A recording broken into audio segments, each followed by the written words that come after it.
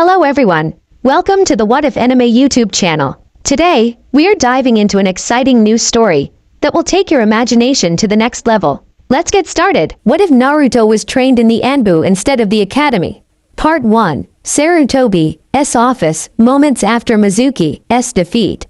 Commander Dragon whistled. Damn, that's talent. He was impressed. After watching the whole scene between Naruto and the traitor Dragon couldn't help but imagine having that in his forces. The kid could outrun and outprank his men since he was 10, and the young Jinchuriki was known to be stealthy even in Orange, perfect for Anbu. And after creating hundreds of clones like nothing, Dragon knew his services would be invaluable. Pity he was so young, the Hokage would be near impossible to convince. Yes, his chakra capacity is huge, and with his solid Henja shapeshift, really he has more potential than any of the graduates. Sarutobi chuckled and lit his pipe. Dragon whipped his head up. Impossible. Shapeshifting, as in not an illusion. He drooled slightly when the Hokage nodded, and knew right then. Screw the age, shapeshifting took huge reserves, and even then only a few bloodline holders seemed to be able to use it. It was probably the fox, and as such had unlimited uses if Naruto could figure out how to transfer his abilities to become animals or even objects. I want him, Dragon clipped. The Hokage and the Anbu guards gaped at him, wondering if their commander was finally losing it. Sarutobi quickly squashed the idea. Absolutely not. He's a genin now, according to Iruka's headband on him, and thus can become Anbu. Hokage-sama, surely you see how much latent talent he has. And those academy reports show he should have graduated 3 years ago. Dragon smirked at the slight wince on his boss's face. Sarutobi had called upon Naruto's file after he failed that afternoon. Needless to say, he was pissed at the revelation that the boy should have graduated at 9, not fail 3 times. Contrary to popular belief, failing the ninjutsu portion didn't stop one from becoming a genin. You had to fail 3 sections. Apparently Mizuki and other teachers would intentionally alter the tests before Iruka saw, yet were stupid enough to keep the originals in the file cabinets. Nobody had ever asked for the orphan's real file, and thus his scores reported a moron. If Naruto hadn't stolen the scroll, he would have been given an honorary graduation in the morning. Sarutobi knew he failed the boy greatly, but letting him in the darkness of their world so early was not something he should allow, no matter the talent. He just made the rank, though. Naruto will be placed under Kakashi. I'm sure he will learn plenty there, and you can recruit him in a few years. He said with a voice of steel. Normal men would let it drop. Dragon was not normal. He faked his death for his village, changed his fighting style in many ways for the ruse. He once faced 10 Iwa Chunin and Jonin with 3 kunai and barely any chakra. He still hasn't spent their bounties completely. Dragon knew not what backing down meant, not when it came to the village's safety. Kakashi is inept in teaching and life at the moment. His teammate will no doubt be the Uchiha, who we both know is a flight risk. Having our Jinchuriki make bonds with a potential traitor is foolish. Sarutobi faltered. Good. Just a little more. Also, being an Anbu who only answered to the Hokage would protect him should anything ever happen to you. And let's be honest, keeping Naruto away from public eye for several years could finally let their hatred die down. When he leaves, he will be given whatever rank he deserves. What Dragon didn't say was that a few years would hopefully be at least 10. He viewed this as a sort of long-term investment. Why train 3 Anbu that would leave within a couple of years due to stress or wanting something else in their career when you can mold one amazing Anbu and have them for over a decade? It worked with Tenzo, who was still in the forces without showing a sign of burnout. Of course, Dragon wouldn't tell his leader that, nor would he mention that he planned for the kid to become captain level within 2 years. Sarutobi didn't take too kindly to rushing a ninja's training, but Naruto's ability with shadow clones just begged to be abused. Very well, I will consent to this for a time. What squad do you suggest? Sarutobi sighed. He sensed it was for the best, for all parties involved, especially the boy he failed, and maybe the squad he was assigned would turn Naruto into a fantastic shinobi. I think RO would be best. Tenzo can train him into the ground, help him with the fox, and give him some manners. That, or kill him for his boisterous personality. Maybe this isn't a good idea. Nah, your genius knows no bounds, Dragon. Almost another hour passed of the 2 men smoothing out details such as living arrangements and strategies to improve Naruto's diet. Dragon was in the middle of suggesting in a joking way, of course, for the most part shock therapy to loosen the addiction when the door opens and his new subordinate walks in with the scroll, the bright orange lighting up the night. Not even Dragon was sure how he was so slippery in that outfit, but imagining his skill in proper clothes sent shivers down his spine. He put his game face on, not that anyone could see. Time to tell the kid the good news. Who didn't want to be Anbu? 30 minutes later, and after Iruka-sensei gave me his headband, I dropped Mizuki off at the Anbu guard station and took Iruka-sensei to the hospital and came here. Naruto said, ignoring the commander with practiced ease, used to Gigi having a sentry even during private talks. He felt sickened with himself. His own stupidity led to his teacher staying in the hospital overnight. The looks of disgust from the nurses when he handed over his favorite man seemed justified. For once, he had to get stronger to make sure it didn't happen again. The Hokage seat seemed hollow at this point. If he couldn't protect one person, how could he be the shield of the whole village? Well, I'm glad you took the news of your tenant quite well. Seeing Naruto's major look of betrayal, the Hokage winced but continued, and I want to talk about your graduation. I didn't pass. Naruto was panicking inside. The only reason he didn't pass years ago was the stupid clone jutsu. He knew the jutsu now, or at least a variation, so what was the problem? How was he supposed to protect his precious people, however few they were, if he had to repeat another year at the academy? Oh, you pass, Naruto. Don't worry about that. It's just, Sarutobi faltered in his resolve, considering changing his mind. He really didn't feel right about this. Fortunately, or unfortunately, the Hokage wasn't sure yet. His most trusted ninja had no fears and instead seemed giddy. Like a child with a new toy. I hope Naruto survives his fascination. I wonder how Naruto will deal with Dragon's seemingly personal aversion to him eating ramen constantly. Originally you would have been assigned to a team with Sasuke Uchiha, Sakura Haruno, and Kakashi Hatake. However, putting you under a regular genin squad would be a mistake, both because of your abilities and the security risk of having two high target genin on the same team. As a result, you won't be in the normal forces, at least for a while. You're under my command, kid. Welcome to Anbu. The truth was stretched a bit, but Naruto bought it, if a bit flabbergasted. He recognized the Anbu as Dragon, the top Anbu. Gulping a bit, he nodded weakly. Why am I a high target? He asked. Sasuke was an Uchiha, and the last one at that. Of course he'd be important. But Naruto, no one wanted him here. Why would it be different anywhere else? You're a Jinchuriki, a person who holds a tailed beast. That makes you an asset to Konoha. Here Dragon brushed off his leader's ki. The kid need the truth, not lies like the Hokage thought was best for them. It's a sad fact, but the truth. In times of war, enemy villages will try to take you out first, and missions you are sent on could be sabotaged to either kidnap or kill you. To fix this, having you in Anbu lets you be invisible while you train to become strong enough for these threats. His voice was blunt, but Naruto found he rather liked that. His Gigi lied to him his entire life. Every time he asked about why he was hated or spit on, the Hokage would let slip sweet lies to placate him. This guy, though speaking things he'd rather not hear, being viewed as a trump card and primary target wasn't pleasant, was honest. Naruto found it amusing that other villagers desired him more than anyone here save a few, but chopped it up to wanting the fox, not him.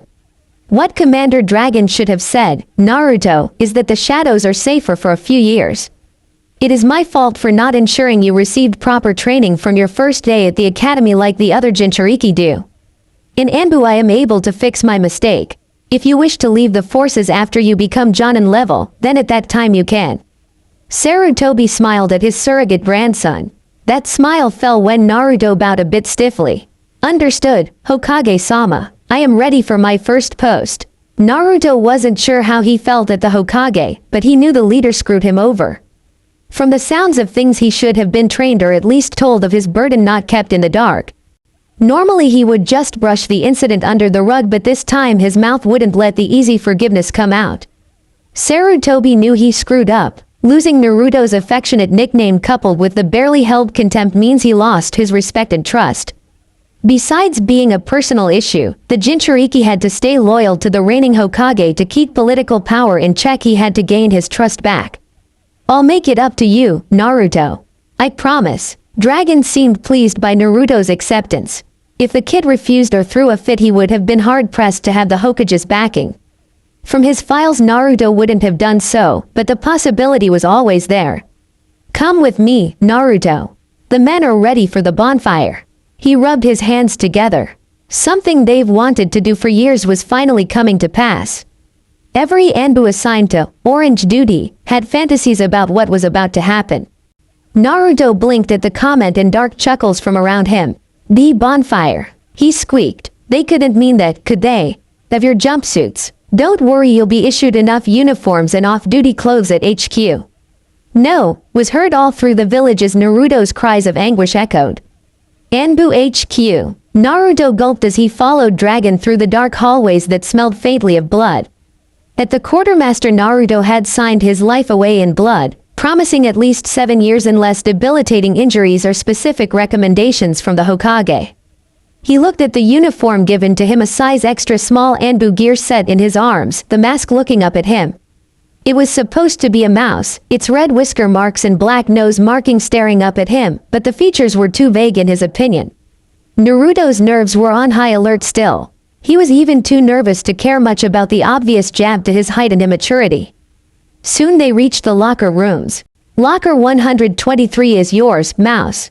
You can change and bring your kindling or old clothes up to the communal area, 2 doors on the right. Tonight you can sleep in the dorm, and tomorrow before team practice your captain will find you an apartment in the Anbu complex." Anbu complex. Naruto quirked an eyebrow. He never could find where the Anbu lived, or else he would have pranked them. Then again, maybe that's why I didn't know. Yes, the complex. It's a series of apartment buildings that only Anbu and approved Jonin can live in. Nobody will question you staying there or vandalize your lodgings.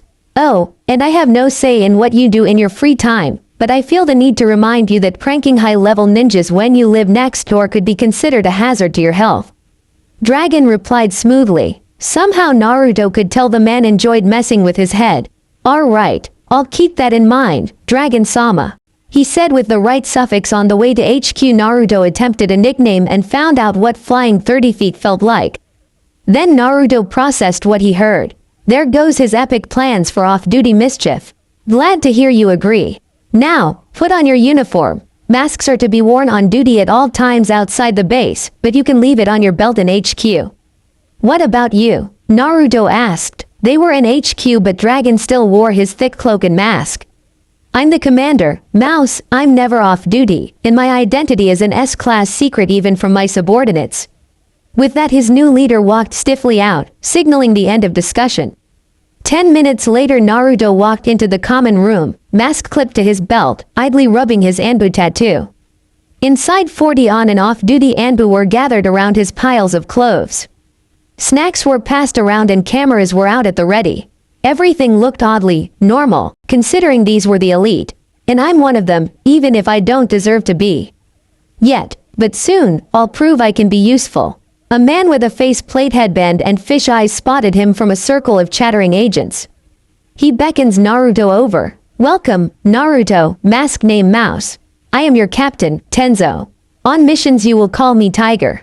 These are your teammates, Yugao mask name Cat and Hikaru mask name Wolf." The now identified Tenzo was formal and seemed to demand respect.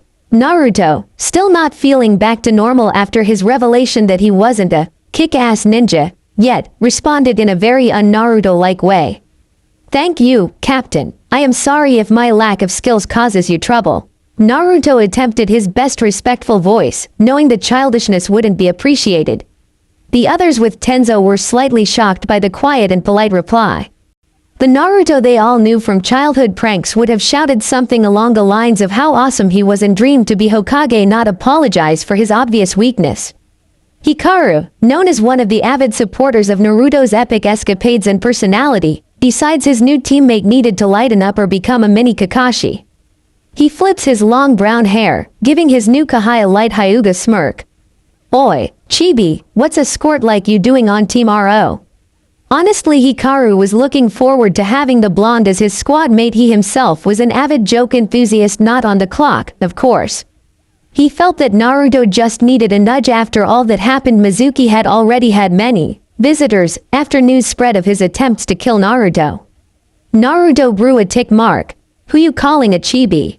And I'll have you know I'll be kicking your ass one of these days. And just like that the dam broke and the old Naruto shined through, if only a bit more subdued and weary from the betrayal. It was as if a slight weight lifted off his shoulders as he defended his heightened abilities. Humph, I'll believe it when I see it. Now throw your jumpsuit in the fire and let's start the party. Hikaru drags Naruto over to a contained fire pit. Naruto pales at the prospect of getting rid of his sweets. It's not that he loved the color orange above all others, he preferred red in all honesty, or that he liked jumpsuits. They were hard to maneuver in, but they served a purpose. If he could out-stealth the elite and paint the Hokage mountain in that, he could do it in anything, and it became a part of him, a way to not be ignored by villagers. But Naruto had a feeling the Anbu in the room would force him to burn them if he refused, and he had no delusions of beating dozens of elites. After a quick moment of contemplation, Naruto steeled himself and tossed the suit into the flames, determination in his eyes. That was my childhood. Now, I'm a Numian Anbu recruit. I'll become strong enough to keep tonight from repeating or ending in a body bag for someone. Cheers echoed through the room and a hand pounded on his back. A lizard Anbu gave him a noogie, and Hikaru tried to stuff a rice ball down his throat. Before the night waned and he'd passed out into a creaky dorm bed, Anbu had already become a better home than Naruto's old one. Next day, Naruto stared at his new quarters, his 3 boxes of stuff already stacked neatly in the corner. With break-ins common due to the location of Naruto's apartment in the red light district, it never seemed wise to keep too much stuff around. He dropped the duffel bag carrying the 3 extra uniform sets and 6 off-duty outfits, Anbu pants, long black or green-sleeved shirts on the new brown couch. Looking around, he couldn't see why this apartment was half the cost of the others. It was small, it was plain, it was perfect. Naruto had a wide grin, giddy despite himself. Yada, this is amazing. Look at this couch, so firm. In this window, no drafts. The kitchen working appliances. And the bedroom so comfy. He ran from spot to spot like a chicken who lost its head. Captain Tenzo shook his head at his newest recruit's enthusiasm, but brushed it off as Naruto never having stuff half this nice. Yugao chuckled, and Hikaru, well, he joined in. This carpet is so soft, and the chairs are comfy. He bounded around just as much as Naruto did. Yugao face-palmed at the 2 youngest members' antics. Hikaru, Naruto's apartment is exactly like yours. There is no reason for you to act like a caffeine-high toddler. She honestly didn't understand how Hikaru made Anbu. Despite his abilities at both taijutsu and ninjutsu, he was too carefree. Naruto was an exception. He was young, and both Yugao and Tenzo had plans to beat him into a respectable member of Team RO. They had a reputation to take back. They used to be the top squad until Itachi defected and Kakashi left, damaging their image. Of course, as she observed Hikaru taunting Naruto from the ceiling and basking in the blonde's odd expression, Yugao had to wonder if it was already too late for a complete makeover. Hey, Yugao-senpai. Naruto's voice cut through her musings. Who are my neighbors? He knew Yugao lived across from him, Hikaru lived to her left, and Captain Tenzo had a larger apartment to her right. The new ninja never had neighbors before, and the thought excited him to no end. Until he saw his entire squad wince. Hee. See, there's a reason this apartment is so cheap. Tenzo started. Kakashi's fine, he's on your right and stays quiet as a mouse. But to your right, Yugao trailed off as she hugged herself. Is a monster so horrible it made a single word become outlawed? Hikaru's voice called from the ceiling. They shuddered together, and Naruto scoffed. He couldn't be that bad. I'll bet you guys are just trying to scare me. Yash, I hear I have a youthful new neighbor to bask in the springtime of youth with. A boisterous voice appears in Naruto's doorway, accompanied by the most horrible sight imaginable, a green spandex alien. The alien gave a thumbs up and made his teeth sparkle. I am the extremely youthful Maida guy, Konoha's youthful green beast. Welcome, youthful friend. It is most youthful to be an Anbu so young. Naruto paled as the creature grabbed his hand in a handshake that swung him around the room. It was then Naruto noticed none of his new comrades were in sight. Traitors, do the bonds we built mean nothing? In their respective apartments, his teammates each sent a silent prayer of apologies to their youngest new friend. Yu Uzumaki. Naruto, nice to meet you. He managed out between poundings into the floor. Guy would have continued, but an aloof drawl stopped him. Ma, Ma, guy. Don't kill our neighbor before I meet him. The voice was accompanied by a cyclops reading the same orange book Naruto saw Hokage Gigi read. The man's eye widened and narrowed when he spotted Naruto in his Anbu gear. Great, another hater, he thought glumly. Naruto wasn't aware, but Kakashi was narrowing his eye at the fact his secret little brother figure and supposed future student was in a high-security ranking apartment wearing the Black Ops gear, his tattoo still fresh. Whoever put him into Anbu at his age is going to count how many jutsu I know as I test them on their dying bodies. Kakashi Hitaki was many things, a failure as a teammate and big brother being the two most important ones in his opinion, but he wouldn't stand for a newly promoted genin that barely passed to die in the core. Before he went to his obviously senile Hokage, he needed some information. My name is Kakashi Hitaki. Who are you? You're awfully young to be an Anbu. You're what, 11? He bantered, fishing for any scrap of insight. Uzumaki Naruto, and yes, I know I'm too young and inexperienced for this, but the Hokage and commander put me in it for a reason, okay? And I'm 12, I'm not that small. Naruto snapped a bit at the man, not liking him one bit. Kakashi ignored the tone, sights already set on a certain cage. His old team arrives then, no doubt hiding from the horrors that were his best friend. And looking at how Naruto was in a bone-crushing hug listening about youth, he couldn't blame them. Kakashi drags his old Kahai into the hall. Tenzo, he says coolly. Why is my future student in Anbu? The anger was evident and promising pain for lies.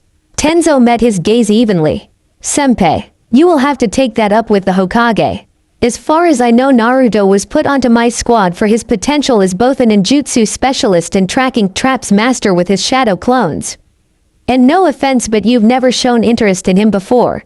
Just because you feel you owe a debt to his father doesn't mean you can cast him aside until it suits you. If you'll excuse me, I have a limited time to turn a genin into an Anbu. He left the stunned Kakashi and ducked his head into the doorway in time to see Guy offer to take Naruto on early morning training. Training, yes, Naruto said excitably. Training was always welcome. Course, he'd never seen Guy's methods before. Yash, then I will wake you at 4 tomorrow, my most youthful neighbor. Time to go. Naruto, make 2 clones and have them study the rule and code of conduct books I left in your bag. We have training until 9 tonight. Naruto nodded as he slid his mask on, becoming mouse to the outside world. The people in his complex may come to know his identity over time, but the more obscure he was to the common ninja and villager, the better. Yes, Captain. He didn't even try to say, Captain Fish Eyes. Dragon was bad enough, what could his captain do? Yugao held onto Naruto's shoulder and shunshined them. To Team Rose training grounds. Training grounds, 2 hours later.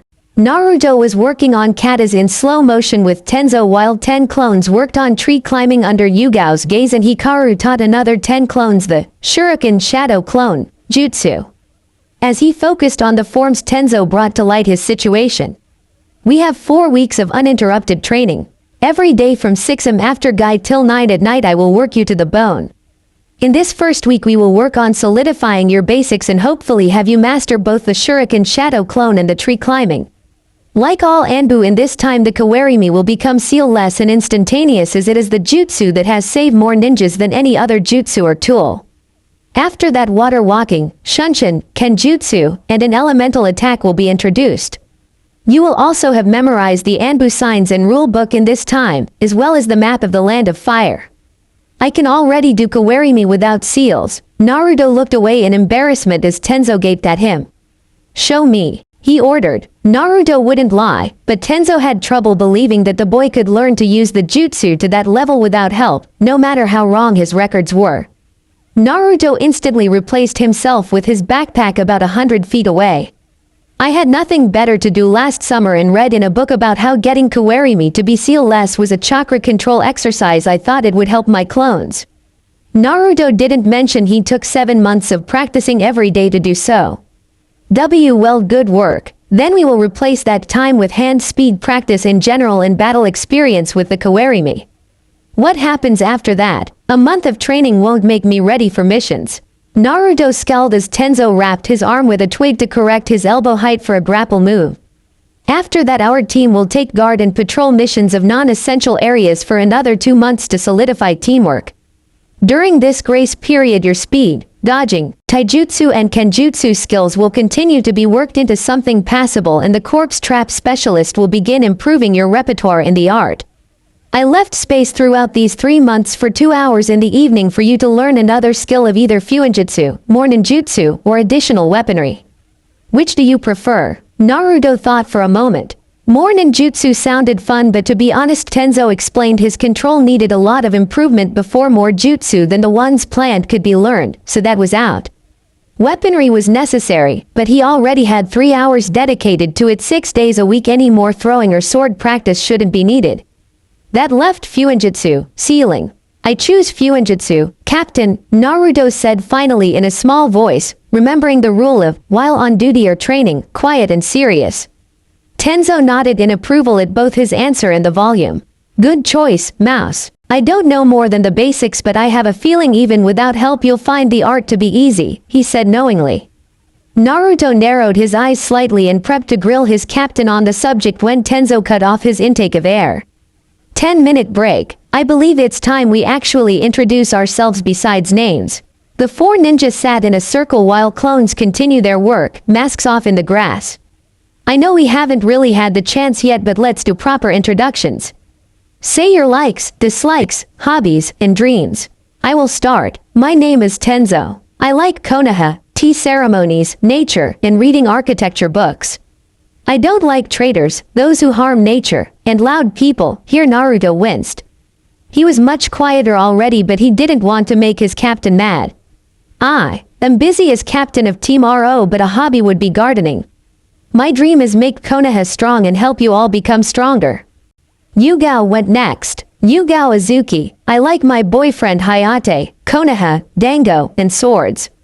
I dislike those who look down on kenjutsu and those who abandon comrades. My hobbies are sparring and visiting the hot springs. My dream is to become the world's greatest kenjutsu user. Yo, I am Hikaru Hyuga, the best Hyuga in town. I like my clan, Konoha, and messing around. I dislike seriousness, my clan's caged bird seal, and those who hate pranks. My hobbies are messing with people and origami. My dream is to become Anbu commander and raise a family. Hikaru's speech was joking and fun, bringing a smile to Naruto's face. Your go, Chibi, and the smile was gone. My name is Naruto Uzumaki. I like ramen, Hokage-sama, even if I don't trust him at the moment, was Naruto's unspoken addition, and my new teammates. I dislike traitors, people who mock me, and the 3 minutes it takes for the ramen to cook. My dream, well, it was to be Hokage, but now I don't know. Probably to become strong enough to protect my precious people. Naruto finished, not noticing the small smiles his teammates shared. That alone made him more qualified for the position than half of the ninja. Good job. We have 3 months to make Naruto ready for B in a class missions. Let's get to work. Yugao looked determined at Tenzo's words while Hikaru and Naruto jumped for joy. Oi, act your age, Hikaru. And Naruto, you're on duty. Yugao scolded. Naruto quieted and stood ramrod straight, but Hikaru looked hurt. Oh, but Yugao-senpai, I'm only 15. Let me have fun with the chibi. He pouted. Naruto felt the need to hit his senpai but held back, if only because he stood no chance of landing said hit last night proved that unfortunate truth. Hokage's office. You let Naruto into Anbu. Are you insane, Hokage-sama? Kakashi kept his voice mostly calm, but the absence of his book suggested otherwise. Sarutobi sighed in annoyance at the man's repeating questions. We've been over this before, Kakashi. Naruto is now one of my personal Anbu, not your future student. But, I was supposed to. If you want to play the teach him card, you should have approached him in the academy like I suggested after he failed the first time. Trying to convince me now won't work. Kakashi's head drooped in shame. It's true he should have done more for the blonde besides the occasional guard rotation or donated groceries. However, his head whipped up in hope. If you were to offer a young Anbu some tracking or ninjutsu lessons on his days off Sunday, I believe then I wouldn't have any problems with it. Kakashi beamed at the chance. He'd make this right. Understood, Hokage-sama. In a puff of smoke he left. I sounded so confident while defending my decision to him, but I have my doubts. I don't. He's already become more emotionally stable under Tenzo, and Guy will be working on his endurance every morning as a favor to me. Naruto is fitting in quite nicely. A voice spoke from nowhere, but Sarutobi knew who it was no matter how well they distorted their voice or masked their chakra. Dragon, he breathed. Report on the initiation last night. Dragon chuckled. The bonfire went well, too well really. Hikaru started a ritualistic dancing. Honestly, if not for his eyes I wouldn't know he was from a major clan that prided themselves on their image. Sarutobi snorted. The same could be said for you, especially before. Perhaps. After a pregnant cause, Sarutobi speaks again. Is it wise to separate Naruto from the village for 3 months? I believe so. It gives Naruto time to heal after finding out about his burden and the chance for him to fade from their minds. True, but not telling Iruka and his classmates. Dragon shrugged at the concern. Most Anbu don't spread their identities around anyways, even if it's not forbidden among allies. Keeping Naruto busy will also keep him from pranking HQ or the village, especially as he can spam hundreds of himself. Both shuddered at the thought. Point taken, my friend. 4 a.m. next day. Naruto was awoken by being thrown into the ceiling. Yash, good morning my youthful Neibor. Let us work our flames of youth and become more youthful. Naruto groaned and reached for his uniform. Give me 5 minutes to get dressed. He mumbled. Guy gave a thumbs up in the darkened room and the flash from his teeth blinded a bleary-eyed Naruto. He worked on pulling the pants on and was moving to the shirt. Guy's patience ran short at this point and helped Naruto change into a green jumpsuit. At 9 am an irate, bloody, and ridiculous-looking Naruto trudged to Ro's training ground. His 3 teammates bit their lips to stop their laughter and dropped it, but not before Hikaru snapped a picture. You look rather youthful this morning, Tenzo said with a straight face. From that day on, Naruto set his alarm 10 minutes before 4 and was fully dressed before Guy arrived. 6 days later, Sunday at noon, Naruto was dragging himself up the steps after a grueling 8-hour workout with Guy and his mini-me. Normal shinobi would be sore for weeks, but with Naruto a hot shower and relaxing afternoon eating ramen would cure every ache. However, waiting outside his door was his least favorite neighbor, Kakashi. The man had explained his odd behavior during their first meeting. Apparently he was supposed to be his Jonin sensei, but Naruto still didn't particularly like the man who just seemed to ignore you with his book yet still follow your every move. However, his captain and Yugao senpai always stressed manners, so Naruto put on the most polite and fake smile he knew. Hello, Kakashi. If you're looking for Captain Tenzo, he is on a mission today. Sundays were his free days, the rest of the squad had patrol. Kakashi's eyes smiled behind his book. I was actually looking for you, Naruto. I don't get my team for another week, and even then it will be months before we do many missions. The Hokage told me Sundays were your days off. No. Naruto nodded and somehow the eye smile grew larger. Excellent. How would you like tracking lessons every Sunday from noon until 7? Naruto grinned slightly at that. He wasn't one to pass up more training. Maybe Kakashi wasn't that bad. Iruka, they have team placements. A fuming Iruka told the brats their team placements same as Canon. Sai replaces Naruto and walked out. His favorite student was nowhere to be found. The Anbu commander just informed him that Naruto had an unusual placement and a homeschooled boy would fill the void on Team 7. Even the Hokage refused to tell him anything, claiming Naruto would contact him if he wished and that his new assignment and living quarters were classified for Jonin and above. And that translated to Iruka, a mere chunin, standing no chance to find out about his knuckle-headed student. Oh Naruto, what have you gotten into now? Collapsing at his desk at home, Iruka ran his fingers over his scar, grunting at the mysterious file box spotted on the bare wood. Being a chunin teacher, it wasn't uncommon for him to find such a scene if the Hokage wanted a certain lesson taught in the academy without the council interfering, or if Naruto hadn't been eating enough, a box or envelope would just magically appear. Sighing, he pushed the medium file folder box's lid away, immediately perking up at the sticky note saying, Real Naruto Uzumaki Files. Classified. As Iruka read each report, test, and past graduation attempt, his blood got hotter and hotter. By the end, Iruka had tears from the realization he had screwed up. Thinking back, Iruka realized he was to blame. He never called on Naruto in his class, believing the other teachers who said he would just cause trouble, and treated him like he was just a troublemaker, when in actuality Naruto's pranks were ingenious, horrible for the victim, but ingenious. Instead of realizing Naruto wasn't stupid and his pranks were more than just childish escapades but elaborately planned missions, Ruruka had brushed off Naruto and believed treating him to ramen once a week made up for it. He didn't deserve a second chance, but a note on the last page gave him hope. One day he will visit you. Then, Ruruka would apologize and make it up to him. Until then, Ruruka had several teachers to visit. Time skip 1 month, first patrol. This is it, Naruto asked, a bit miffed. He heard how his appointment to Anbu would let him bypass the dreaded D ranks that Kakashi complained having to lead his students on. But this C-rank patrol and guard mission of the hospital seemed to be the Anbu version of D's. No action really, moving through the rafters while suppressing his chakra. He barely had that down now and remaining unseen for 12-hour shifts in uncomfortable positions. The 3 explosive notes he finished this morning for his first mission were itching to be used, but using explosives in the hospital were frowned upon. His patrol partner, Yugao, bopped him on the head. Yes, this is it. What, did you think Anbu was all assassinations and sabotage? Naruto nodded seriously, thinking that yes, that is what he signed up for. Well, it's not. Every squad has both village duties and border patrol to go along with the higher level missions. Now be quiet and go guard the front lobby. And remember the radio and shadow clones for emergencies. Naruto sighed and left for his mission. The posts for the Anbu split each floor into 2 sections. Team RO was assigned the bottom 2 floors while another managed the top 3.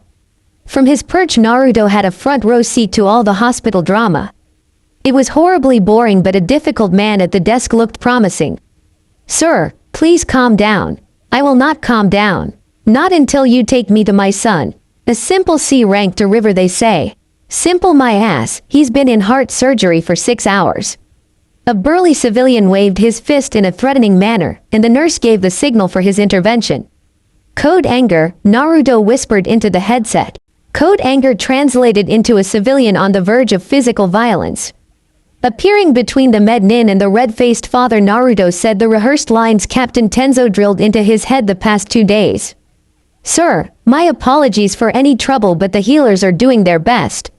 Please be patient and sit down. Naruto pointed a finger to the nearest seat, feeling very much like a crossing guard rather than a shinobi. A fist comes at him and only the reflexes his training ground into him allowed Naruto's hand to grab the meaty glove, pumping chakra to match the strength of the man 3 times his size. Calm down. Hell no, you ninja always order as civilians around and I'm sick of it. He shouldn't even be a ninja. Take me to my son, now. Yugao shunshin behind him, knocking him out with a tranquilizer. Naruto inclined his head gratefully and 2 orderlies dragged the unconscious father away. Relieved, Naruto turned, nodded to the grateful but perplexed nurse, probably not used to a 5'2" Anbu, and disappeared to his post again.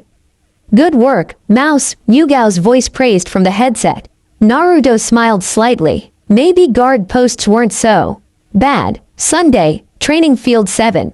Naruto, in his off-duty gear, dived under a branch in pursuit of the package. Kakashi was having him practice the capture and retrieval aspect of Anbu, and his tiny summons Pakun was deceivingly elusive for his size. Naruto refused to give up, however ramen was on the line. Ever since Naruto joined Anbu he had a sneaking suspicion everyone hated ramen, or at least him going to get ramen. Monday through Saturday lunch and dinner were packed affairs to save time, while Sundays were too exhausting for him to want to trudge across town in the opposite direction of the apartment for ramen. The couple of times Hikaru treated him they always stopped at the Bentkanai, a bar and grill for active former Anbu. Deliveries were impractical as well for his favorite food. Naruto was stuck to instant ramen and a thief was going around the complex that only stole the instant cups. It was an outrage, as the bastard was able to bypass every trap he set up, even the barrier seals. But Kakashi had given Pakun a scroll to carry today. If Naruto caught him he would be treated to unlimited ramen at Ichiraku's. Nothing would hinder his quest. Almost there, the pug diverted himself from a mud pit trap and blindly charged past another set of explosive tags. Closer, Pakun rounded a corner, where 5 clones waited. He dodged 3 but 2 more were waiting with a net and glue. I hate you, he growled in a rough voice as he tried to clean his paws off. Naruto smirked and grabbed the scroll. I win. A slow clap sounds from behind. Kakashi and Dragon materialized from the trees. Impressive, only 1 hour to capture and even I couldn't track Naruto most of the time. Kakashi complimented with an eye smile. Dragon whistled. To keep up with a Ninken after only a month. Not too shabby. Not good enough, but almost passable. Naruto beamed at Dragon's roundabout praise.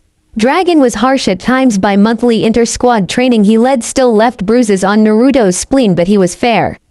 If Dragon said it was almost passable, then it was almost good by normal standards. Then again, Naruto was in Anbu, everyone else's standards didn't apply to them. Thank you senpai, commander. Naruto bowed. Before he would have loudly proclaimed how of course he was awesome, but that night the day Iruka almost did. Well, that Intenzo tased him or burned a ramen cup every time he boasted or acted rude. So much precious wasted. I think you earned the ramen, Naruto, my treat. Kakashi noticed Dragon back away slightly to the side but didn't think much of it. Until he was flapping in the wind as Naruto forcibly dragged him towards the stand. What are we waiting for? Ramen calls me. Blessed ramen, here I come. Poor Kakashi could only hope to survive the hyperactive blonde's charge as the boy slipped from serious, on-duty mode, to kid mode.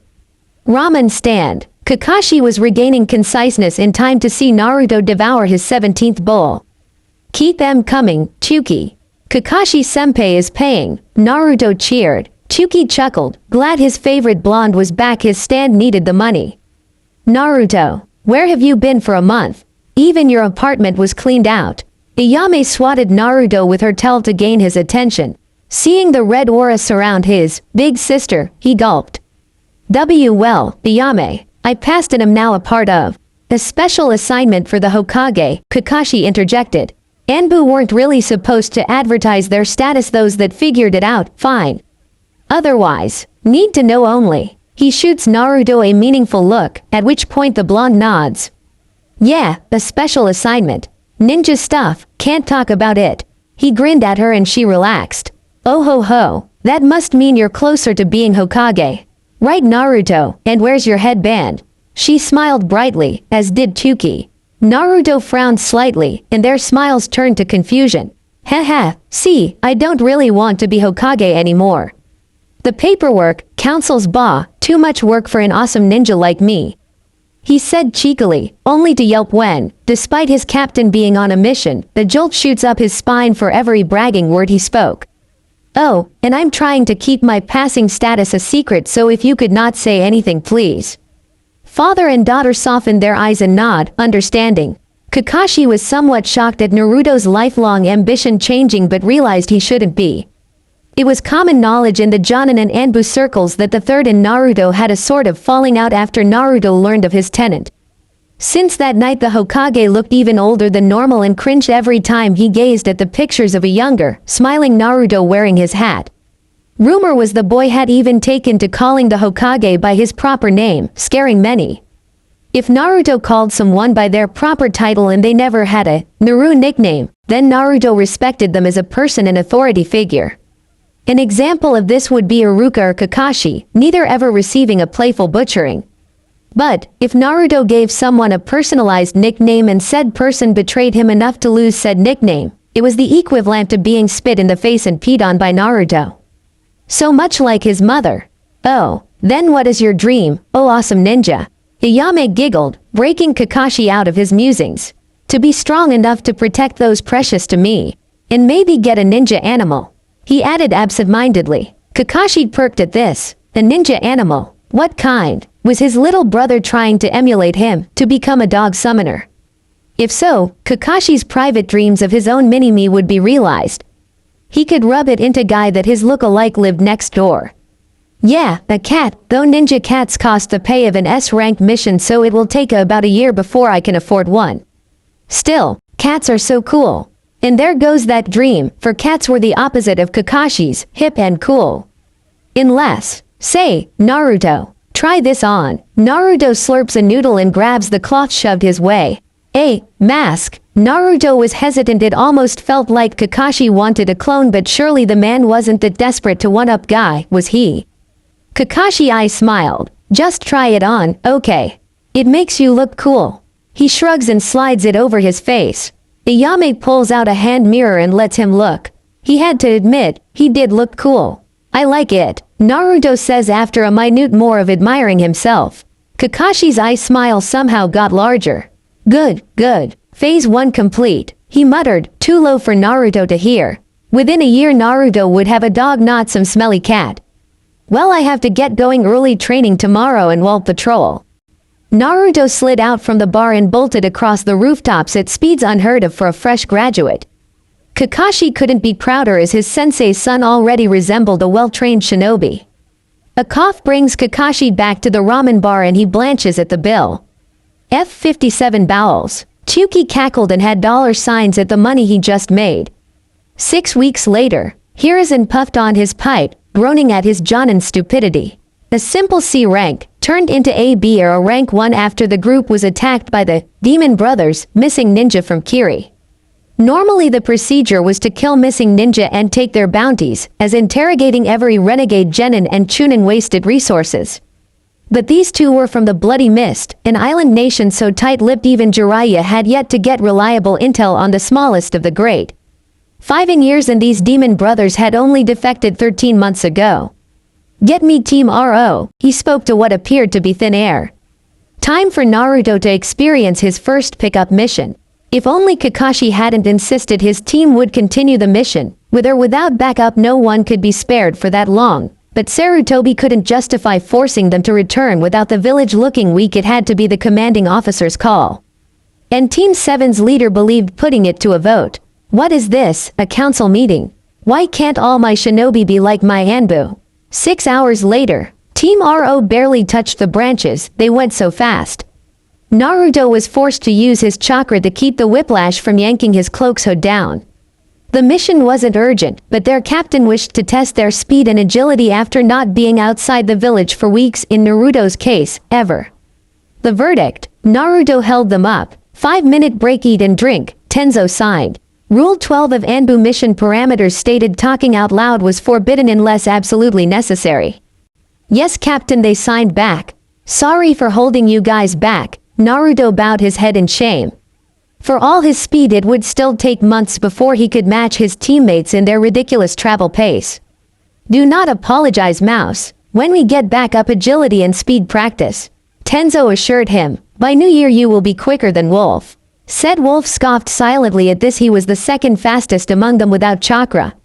With chakra, Tenzo added, breaking the budding pride in Naruto and panic in Hikaru. 4 hours later, Aro landed around Team 7, who had taken to guarding the prisoners, Maizu and Gozu, who were gagged and glaring. Tenzo stepped forward, him having the only necessary speaking role. Senpai. Team RO, Confirmation 17 RO, are here to apprehend the prisoners for questioning back in Konoha. Tenzo was stiff, formal. At the apartments he bantered and relaxed around his old captain. On missions, Tenzo could put the daimyo to shame in etiquette. Thank you, Tiger. I take it this Mouse's first time on a pick-up mission. Kakashi drawled even as his eye bore into the smallest Anbu. For his part, Naruto didn't sweat or fidget, even as Sasuke and Sakura balked at him and Sai merely gazed without expression. Ah, yes, Senpai. You may leave now, we'll take it from here. Kakashi led the genin away. Naruto channeled chakra to his ears, a control exercise Hikaru started him on a few days ago. He could only hold it for 30 seconds while mastered was an hour. To listen in on his old classmates and his replacement. Kakashi-sensei, who is that Anbu? He looked my age, Sasuke questioned, feeling weak.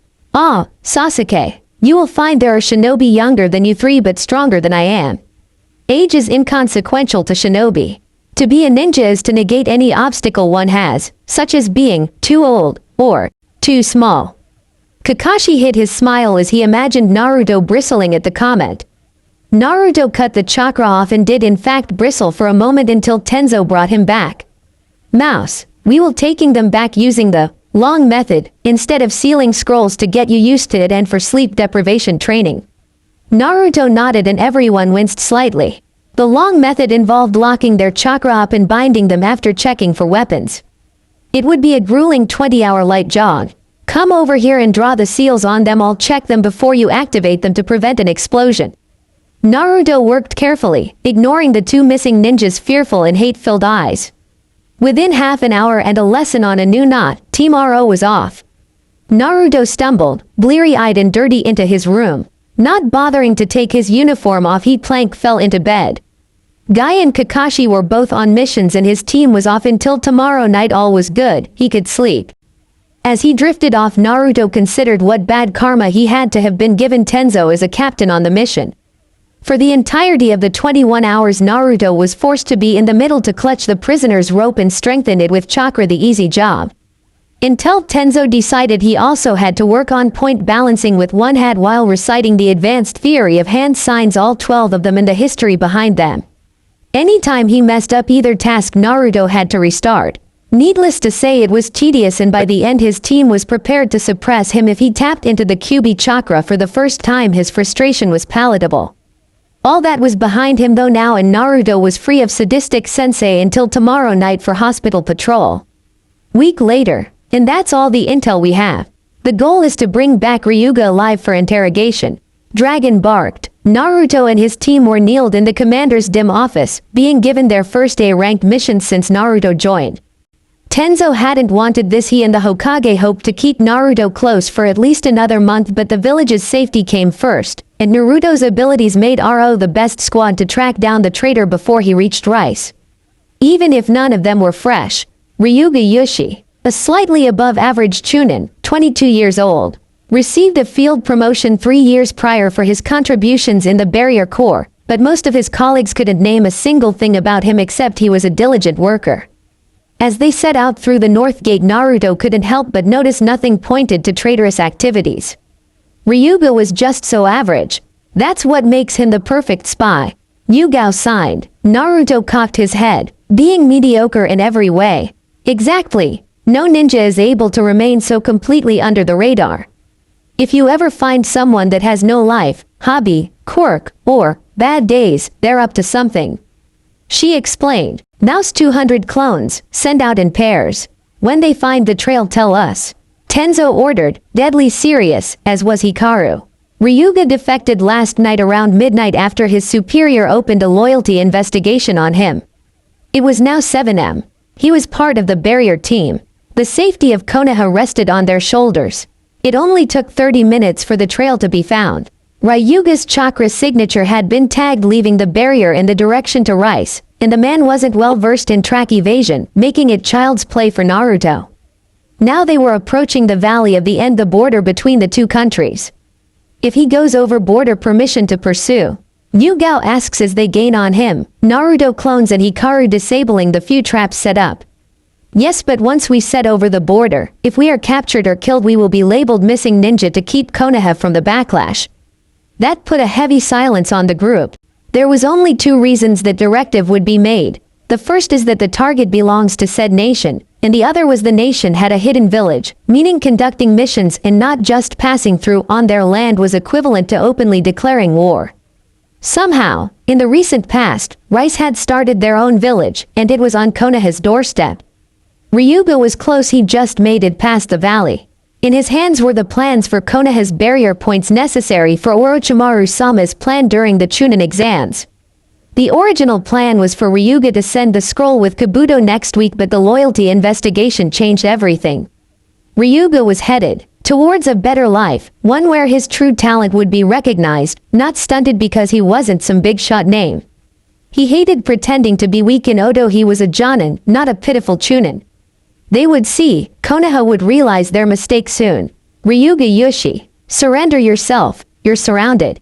Tenzo spoke with confidence, making his voice echo with chakra. Naruto clones hanged into different Anbu members circled in, tantos drawn. The real Team RO were mixed in. Crap, they sent over 20 Anbu after me. But I'm just a Chunin, even if I'm a part of the barrier squad. Hey, I'll bet they'll underestimate me, and then I'll strike. He smirked arrogantly and pulled out a chakra-conductive knife, his pride and joy, preparing for an escape. Unfortunately for Ryuga, Anbu don't underestimate, especially those under Tenzo's care. He taught Naruto and the others from their first practice that Anbu treat babies the same way they treat cages with extreme prejudice. Formation C. 10 of the clones jumped close, puffing away with twice the normal amount just before they connected. In the confusion, Yugao and Hikaru go in, Hikaru blocking the Tenketsu on Ryuga's arms and legs while Yugao took out the weapon. Finally, Tenzo created wood bindings and Naruto shinshined behind Ryuga, knocking him out with a chop like Dragon taught him during the last practice. Tenzo sealed the traitor into a prisoner scroll and the Anbu began to head back. Good work, let's go, down, and they hit the deck. A fist the size of a boulder grazed the crown of Naruto's head, cutting a strand. He shivered at the close call. And Akamichi, Hikaru let a stream of curses. Not just any Akamichi, that is Akira, an A-ranked missing ninja. She defected 2 years ago, now we know where she went. In front of them was indeed an Akamichi, more muscle than fat though, and a music note headband adorned her forehead. You crossed the border, prepare to die, she taunted. Tenzo cursed inside. They just finished a gate the troll before being given this mission. No one was fresh and Akira was bordering on elite Jonin 2 years ago. What level would she be now, studying in a new village? No, better to talk their way out than fight. Keeping Ryuga from escape was top priority. We have not crossed the border, I assure you. I suggest we go our separate ways instead of needless bloodshed. Tenzo reasoned. Akira just laughed. I say you crossed the border and your bounty alone, Woodland Tiger, will pay my food bill for a month. She expanded both arms and the group scattered. Truth was, Akira was not actually looking for a fight. She was at less than half her chakra and recovering from a mission. But orders were orders. She had to get Ryuga, take his intel, and then kill him. Konoha couldn't find out her master's plans. Wolf now, Tenzo yelled, and Hikaru landed on the right hand, sending a lightning-enhanced gentle fist. It's stupid for other Hyuga to not use much ninjutsu, so much potential. At the elbow, the arm shrinks to normal size, hanging limp. Hikaru is hit by the left hand, however, and is slammed into a tree. Yugao blocks another punch with her sword and preps the planned counter-attack, only for both to be blown away, screaming with blood pouring from the ears. How do you like my decapitating sound waves, kitty cat? Akira sneers, showing holes in her fingers letting out sound waves. She expands her whole middle, ready to squash the two. Wood style. Tree limbs, Tenzo states quietly from behind, and 5 thick wood pillars rise to ensnare Akira.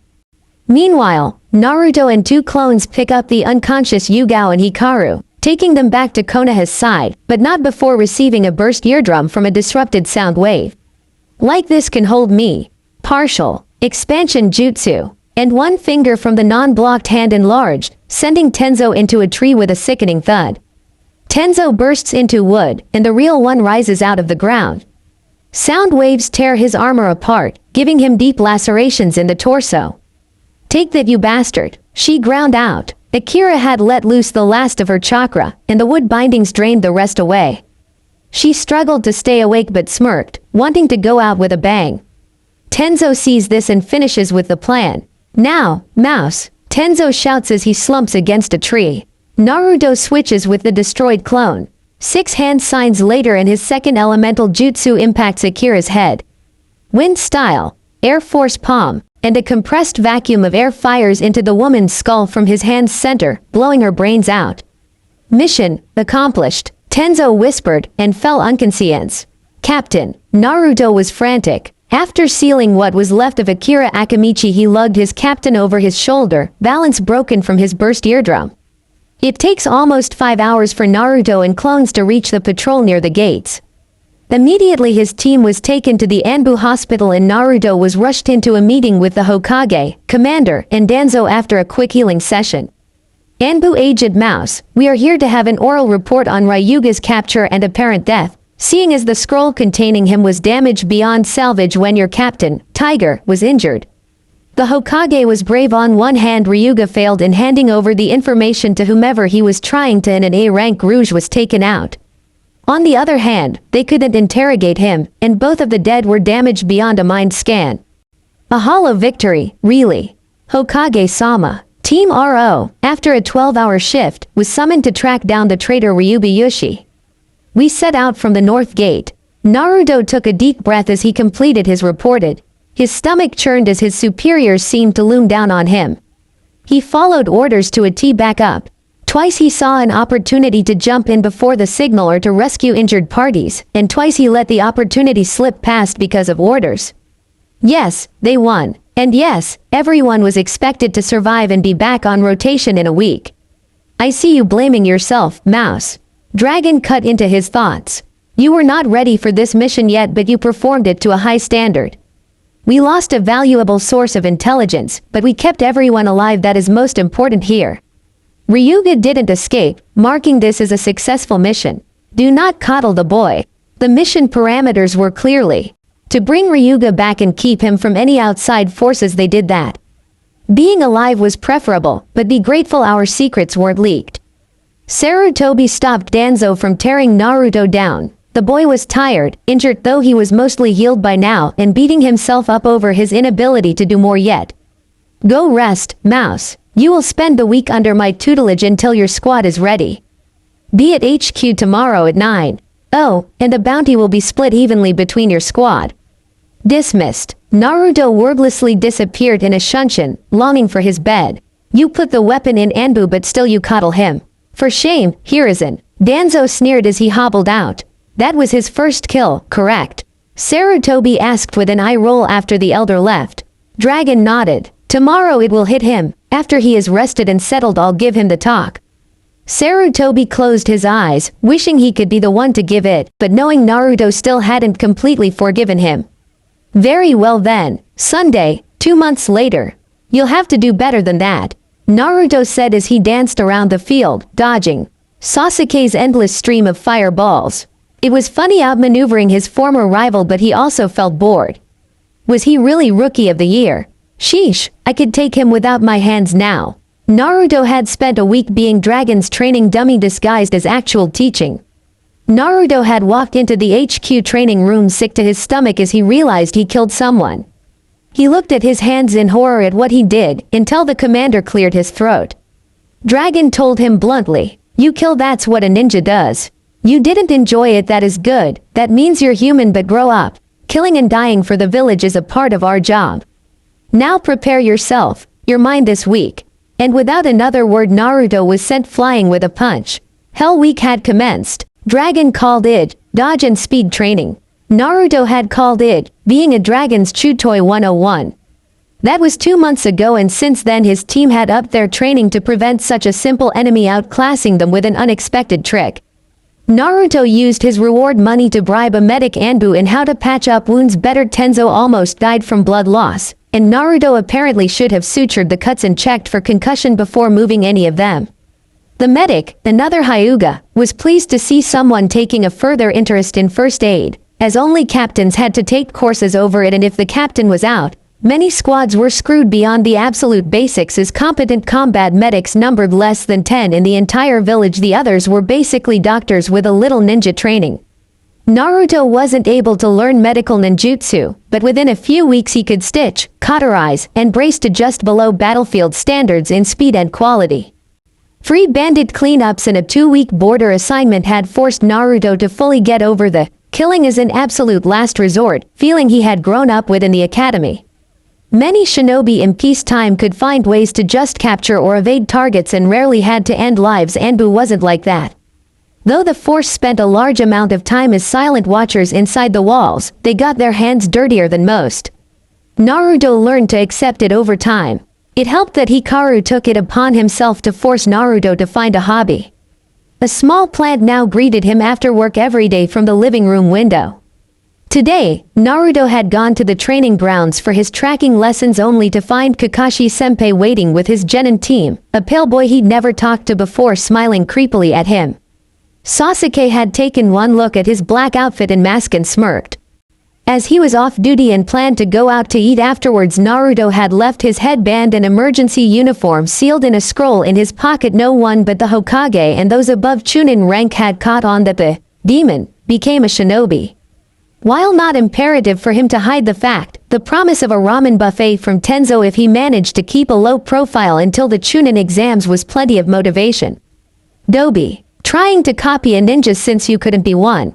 In truth, Sasuke was curious. No one had seen Naruto since the graduation exam. One person swore they spotted him at Ichiraku's once 2 months ago, but nobody was sure. He had become a ghost. The Naruto standing in front of him was like a cat, slender, light on his feet, and deadly quiet. "Hello, Kakashi-senpai." Naruto chose to ignore his old schoolmates. He'd technically outranked them, and if he started insulting them, Tenzo would have his hide for setting a bad example. Even while on missions, he finds out. "Are they practicing with us?" "Hello, Naruto." "Yes, my cute little genin are starting tracking to prepare for the Chunin exams in 4 months. Naruto nodded in understanding. "The commander debriefed us on that last week. So many patrols and guard stations and we get the worst one," Naruto grumbled. Team RO was on second stage duty, meaning they were going to be stuck in Enko's personal playground. Captain Tenzo already had 2 practices a week scheduled in the forest to prepare and set up checkpoints. Kakashi winced slightly in mutual sympathy, not missing those days of monotonous watching of stupid genin play fighting. "You'll be fine," he reassured weakly, not believing himself for a second. Many Anbu tried to be put on medical leave or long-term missions when Konoha hosted the exams. But enough of that. "Naruto, you are going to be the target for these 3 today." Naruto narrowed his eyes at the genin while Sasuke and Sakura scoffed. "Like that baka could be anything special. I bet Sasuke will find him easily." Sakura shrieked loudly. "Why should I waste my time with them, senpai? If I'm here to be a target, then I would rather go and nap at home." Naruto turned to leave. "If you don't get caught, I'll teach you the second step to your wind manipulation." That stopped the young Anbu. He finally mastered the leaf-cutting exercise, but nobody knew or had time to tell him what the second stage was until after the Chunin exams. "And teach you a wind jutsu tonight." That did it. "Of course I'd like to help." "Welcome to hell, genin, and just try to catch me," Naruto said with a grin before Naruto was replaced with a log without any smoke or seals. Kakashi chuckled at his students. Well, 2 of them, the third was blank expressions. "Naruto is on a special assignment, so to say, which is why he isn't on a team and you haven't seen him," Kakashi answered the unspoken questions. When they paused to contemplate his words, the Jonin decided to motivate them. "Well, you have 2 hours, so I'd start tracking him. His specialty is traps, and tracking him will be difficult as his ears have become almost as good as an Inuzuka. And his chakra sensing will be Anbu level." Within the year went unsaid. Kakashi couldn't crush his students' hopes before they began. Watching his students dart into the forest, Kakashi hoped his plan to nip his students' egos in the bud would work. Ever since the Wave Mission Team 7 had begun thinking themselves the best in Konoha simply for surviving Zabuza and beating his apprentice, cockiness and arrogance killed more shinobi than many would care to admit, and Kakashi was determined to not let his students become an engraving on the memorial stone. If they were beaten by Naruto, their pride would be crushed, allowing Kakashi to build them back up properly. As Naruto dodged another of Sasuke's sloppy punches, he sighed. Just because he kept out of reach of them today and ended up capturing them, Sasuke demanded. That power, like Naruto, should just drop on his knees and hand over his hours of training. Impossible. It would have been worse if the blonde had divulged that Kakashi tutored him. Naruto finally grew tired of the game and shunshined himself behind the older boy, knocking him out with a chop, following the same plan of attack he used on Ryuga, basic but effective. Dragon always said flashy jutsu were fine, but a kunai fist usually got the job done. Lately Naruto had started to see the logic in that worldview. Sakura and Sai stood a bit speechless. Here was the dead last, taking out the top graduate with little effort. Sai was of course stronger than Sasuke, though he was ordered to only show it in emergencies, but he was still surprised. Kakashi clapped slowly from a tree. That was a very decisive victory, Naruto. Sakura, Sai, take Sasuke home please and let him recover his pride alone. Oh, and you are not allowed to talk about your training here today or about seeing Naruto, am I clear? He bore his eye into them, releasing killing intent. Sakura and Sai give affirmations and carry their unconscious teammate away. After they vanish down the path, Kakashi eye smiles at his least annoying student. Naruto, I believe I owe you a jutsu. 6 hours later, wind style. Drilling air bullets. Naruto whispered on Team RO. One had to learn to barely whisper the attacks unless in a pinch. and his 3 teammates actually had enough control to not use the speech release for focusing chakra on the lower-ranked jutsu, pushing his stomach out with chakra before compressing it, expelling 2 masses of compressed air towards a boulder twice the size of Kakashi. The 2 hit, and the boulder was cracked straight through the middle. "That's enough for the day," Kakashi ordered, and Naruto collapsed to one knee. "For not completing your elemental manipulation yet, you show surprising ability with the A-rank jutsu. With practice and cutting the waterfall, I'm sure you'll be able to get up to 6 bullets." Kakashi I smiled as Naruto groaned and fell face first into the dirt. "Of course, using a stronger call would give you a cushion of control." He added, "You know why I can't do that, but thanks," Naruto mumbled. "I have tower patrol for the week so I can send clones out to work on the waterfall." He wasn't happy about being given the right corner position for the entire week. It was the only spot that required a constant stream of the chameleon jutsu. Yugao and Tenzo swore it was to make him master it, but Naruto suspected they were just too lazy to do it themselves. "Hey, senpai," Naruto asked hesitantly after a moment. Kakashi gave the go-ahead motion. "I asked the Hokage about my parents again and he said he didn't know about them, but he had that look in his eye, the one when he's lying to me, so I was wondering if you knew about them." Kakashi winced inside, hating himself for what he was about to do. "I can't answer that, Naruto, so stop asking," he said harshly. Naruto flinched at the tone and Kakashi went back to his cheerful tone. "Anyway, it will take months to spill the waterfall. Take your time, and I'll see next week." And Naruto was left alone to crawl back to his apartment. Next day, after shift, Naruto rolled his muscles, stretching after a tedious day of standing without being seen and listening to the Hokage do paperwork. A few times Jonin and Genin squads would show for mission assignments or reports, but the sound of stamping was the only break in silence. Then Kakashi's team came in for another C rank, a diplomatic one requiring the Hokage's approval. "Kakashi, I thought I told you to stop spending time at the memorial stone for hours. You're 3 hours late." The Hokage growled slightly. Naruto latched onto the words, "memorial stone. I've heard of that. Maybe my parents are on there. Why didn't I think of that before?" Naruto, longing for any scrap of his past, determined himself to unravel the mystery of where he came from. After that, Naruto had counted the seconds until his freedom. He set a new record for changing into his street clothes and darted out of the dim base. At the stone, Naruto ran his fingers along each name. Kito Ushio, Sakura Uzumo, Kushina Uzumaki, bingo. Writing the name down inside the cover of the history book Tenzo had assigned, Naruto took off back to HQ. Kushina was the only Uzumaki, making her most likely his mother. If the third never told him, that meant it was another secret, a secret kept in the basement of the records vault. At Dragon's office, "Excuse me, Dragon-sama." Naruto stood ramrod straight, showing the most respect he could. He had to get on Dragon's good side. "Ah, mouse, what does my favorite punching bag need?" He sounded amused. Naruto resisted the urge to twitch, missing his mask already. "I request to be assigned the records room rotation this week," Naruto said bluntly. Dragon hummed. "Really? Now why would a young agent like you request the most monotonous post?" Naruto had his excuse ready. "This week Captain and Yugao-senpai are leaving on Wednesday for a special mission while Hikaru-senpai is putting in for a vacation until they return Sunday.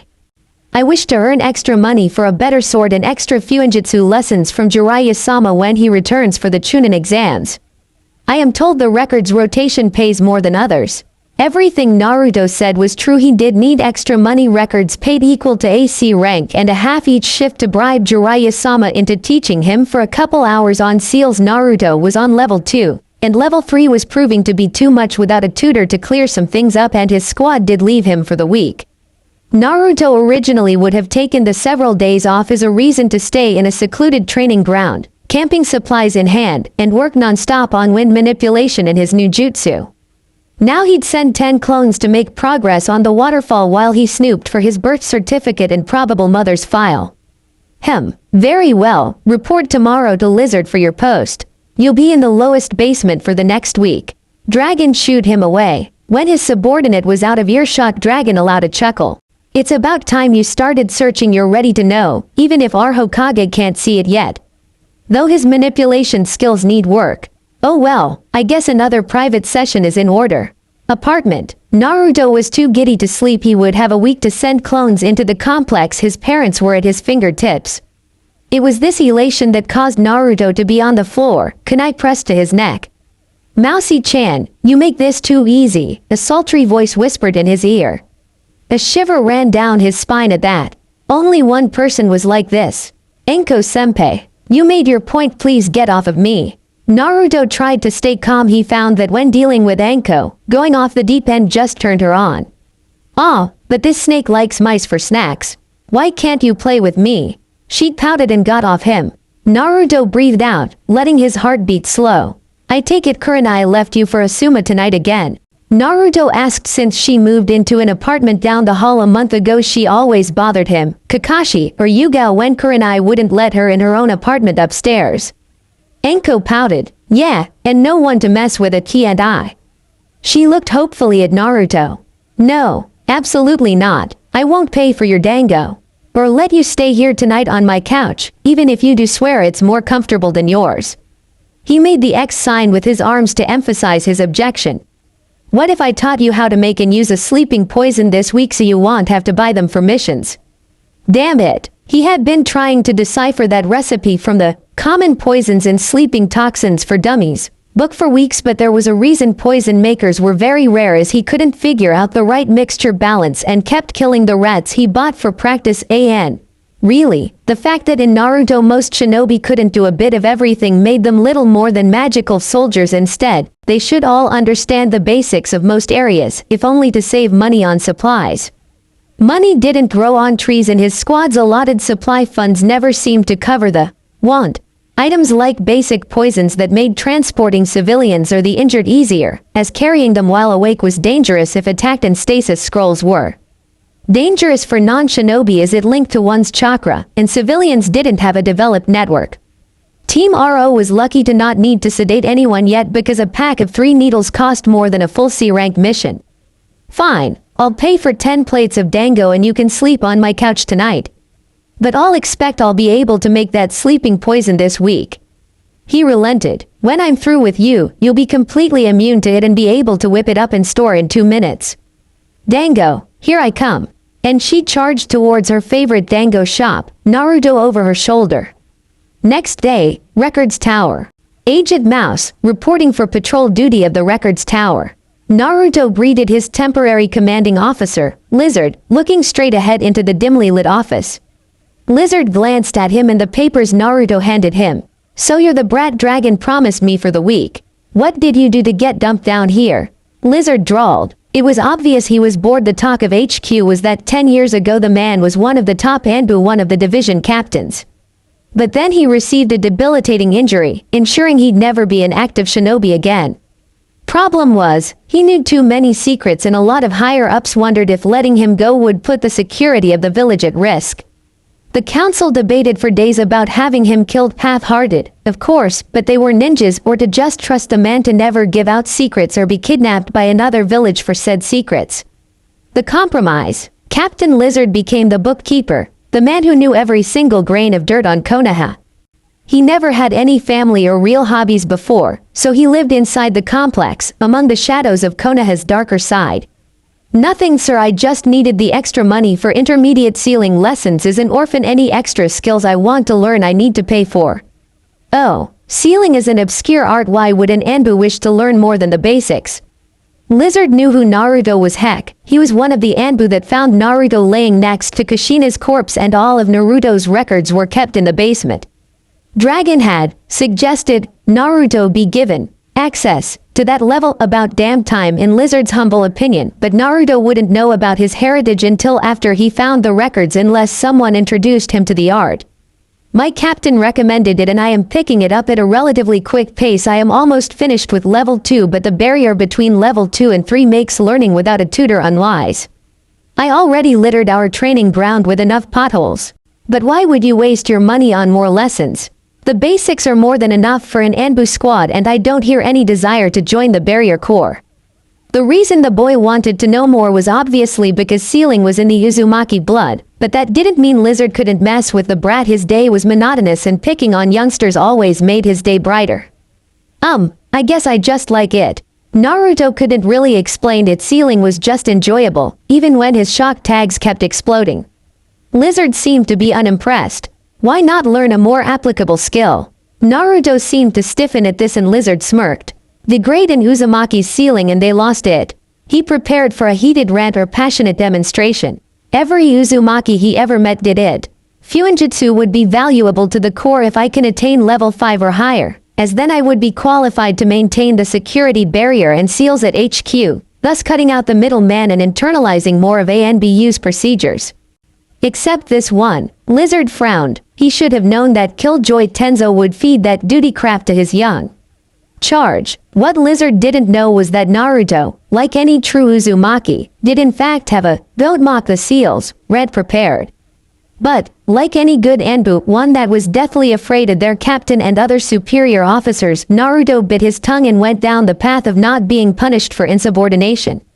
Tish, you're the only boring one I've met. Now get out of here, Trout is waiting for you on B5 for your shift. Lizard waved Naruto away. Naruto bowed and left, confused at the last statement. The only boring one I've met. Most Anbu are boring though. He'd pushed those thoughts aside as he reached floor B5. A brown-haired Anbu waits, his Trout mask almost ghoulish in the fluorescent light. Agent Mouse, I am your commanding officer for the week. You can call me Captain Trout. It is an honor to work with you, Captain. Naruto's heart raced, so close was he to finding out about his past.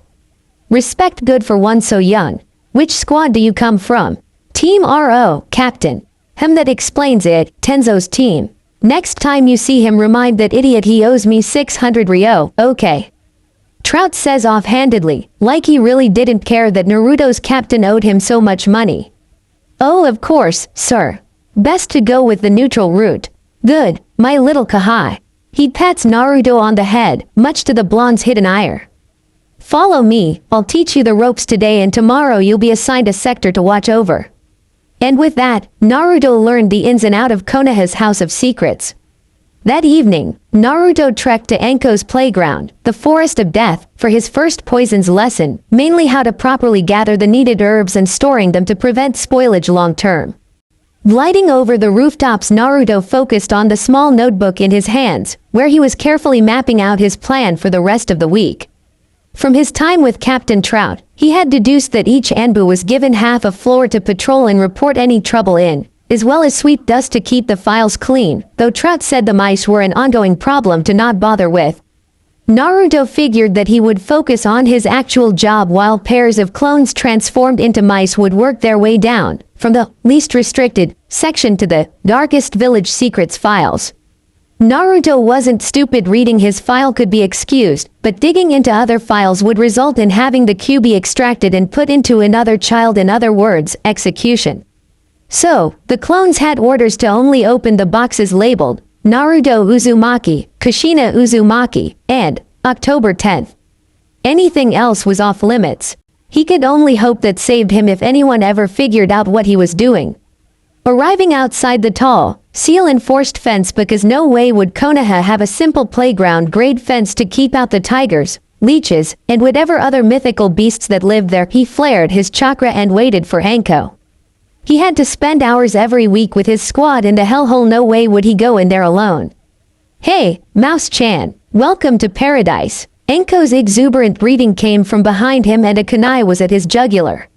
Naruto flinched despite himself. Big mistake. Oh ho, I can smell your fear. I like it almost as much as I love your blood. A cut appears above his mask. Anko licks the liquid off of her kunai. I paid your dango tab for help with poisons, not seduction lessons. Naruto said. Anko sniggered but released him.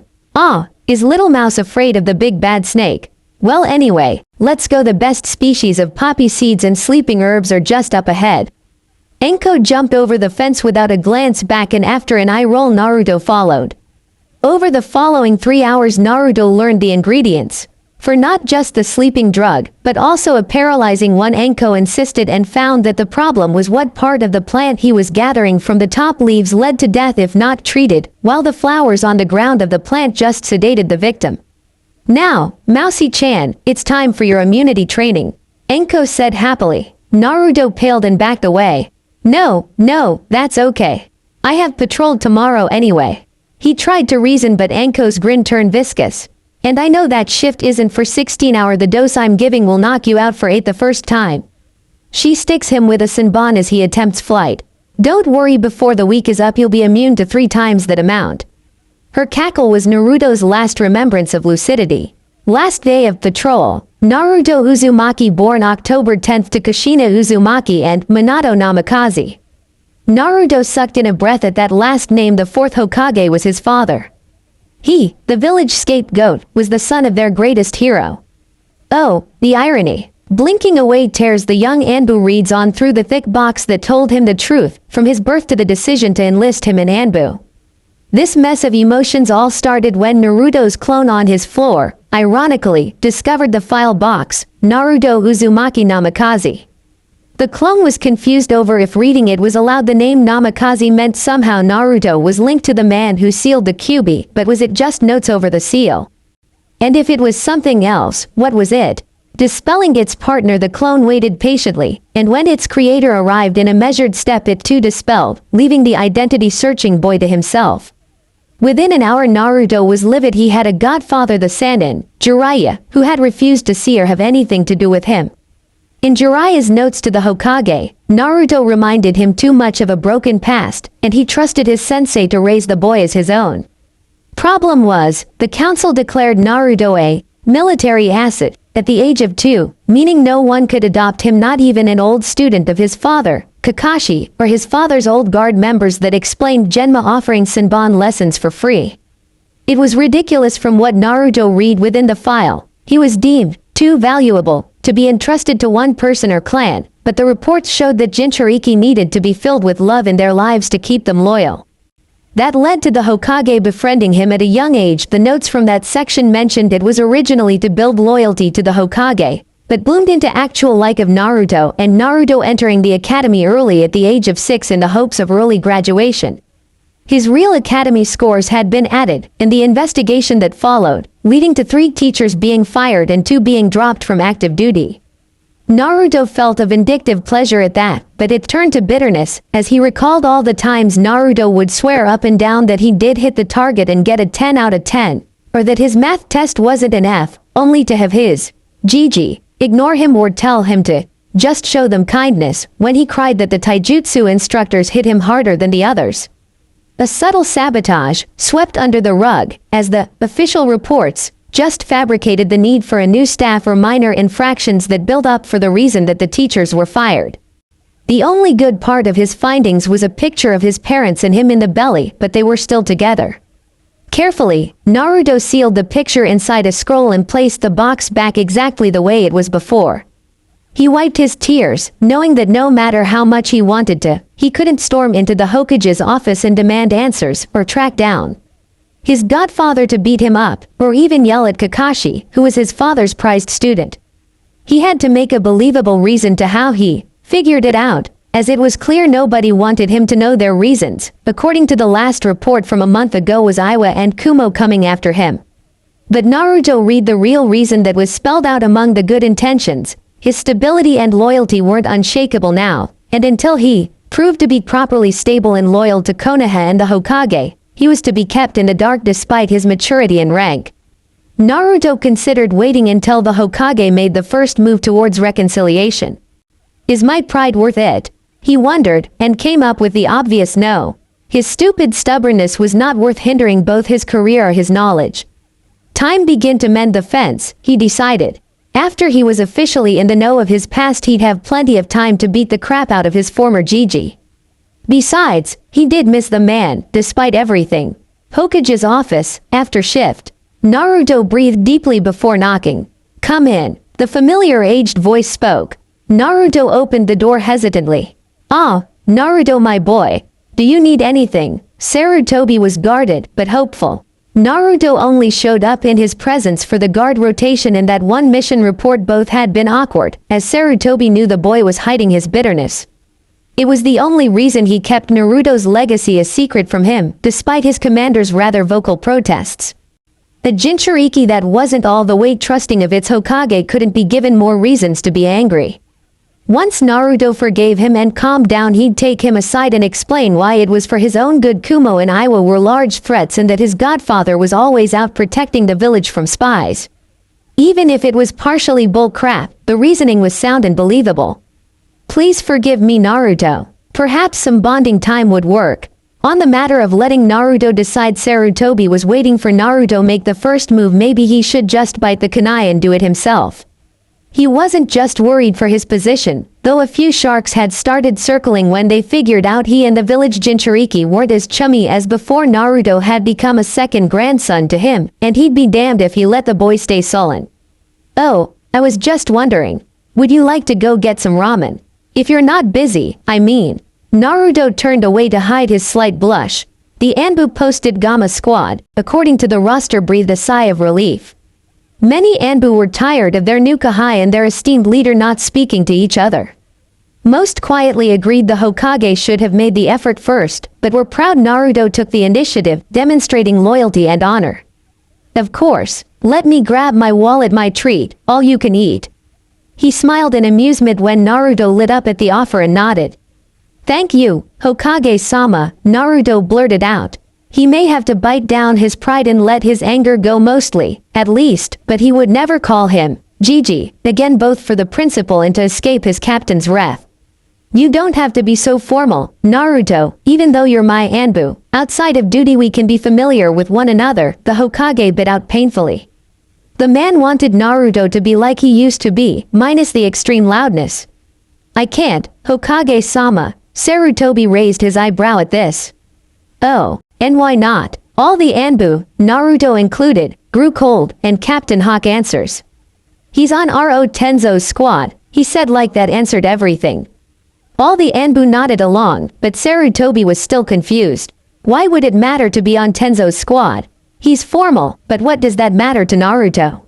If he found out I didn't show you proper respect and he always finds out, then all my ramen would be burned and I'd spend a week being chased by leeches and wood spikes, Naruto shivered. Tenzo made it obvious that calling superiors by nicknames would be unwise. Just ask Hikaru what happened when he called the Jonin commander, Pineapple-sama, during a debriefing last year. I see, Sarutobi said, understanding completely a captain could punish their subordinates for breaking of any rules, and technically, it was against the rules to refer to those in the higher echelons without proper titles. Minutes later the Hokage, Naruto, and the other Anbu were sitting in Ichiraku's waiting for the heavenly broth, the squad being rewarded for stopping Konohamaru from bothering the Hokage all day. So, brat, what have you been up to on your week off? Raven asked. Squad Gamma consisted of Hawk, Raven, Elk, and Lemur, and were oftentimes teamed up with RO for duty and group practice, making them familiar enough with Naruto's schedule. I took the records rotation boring, but the paycheck was worth it, Naruto said after eating 6 bowls.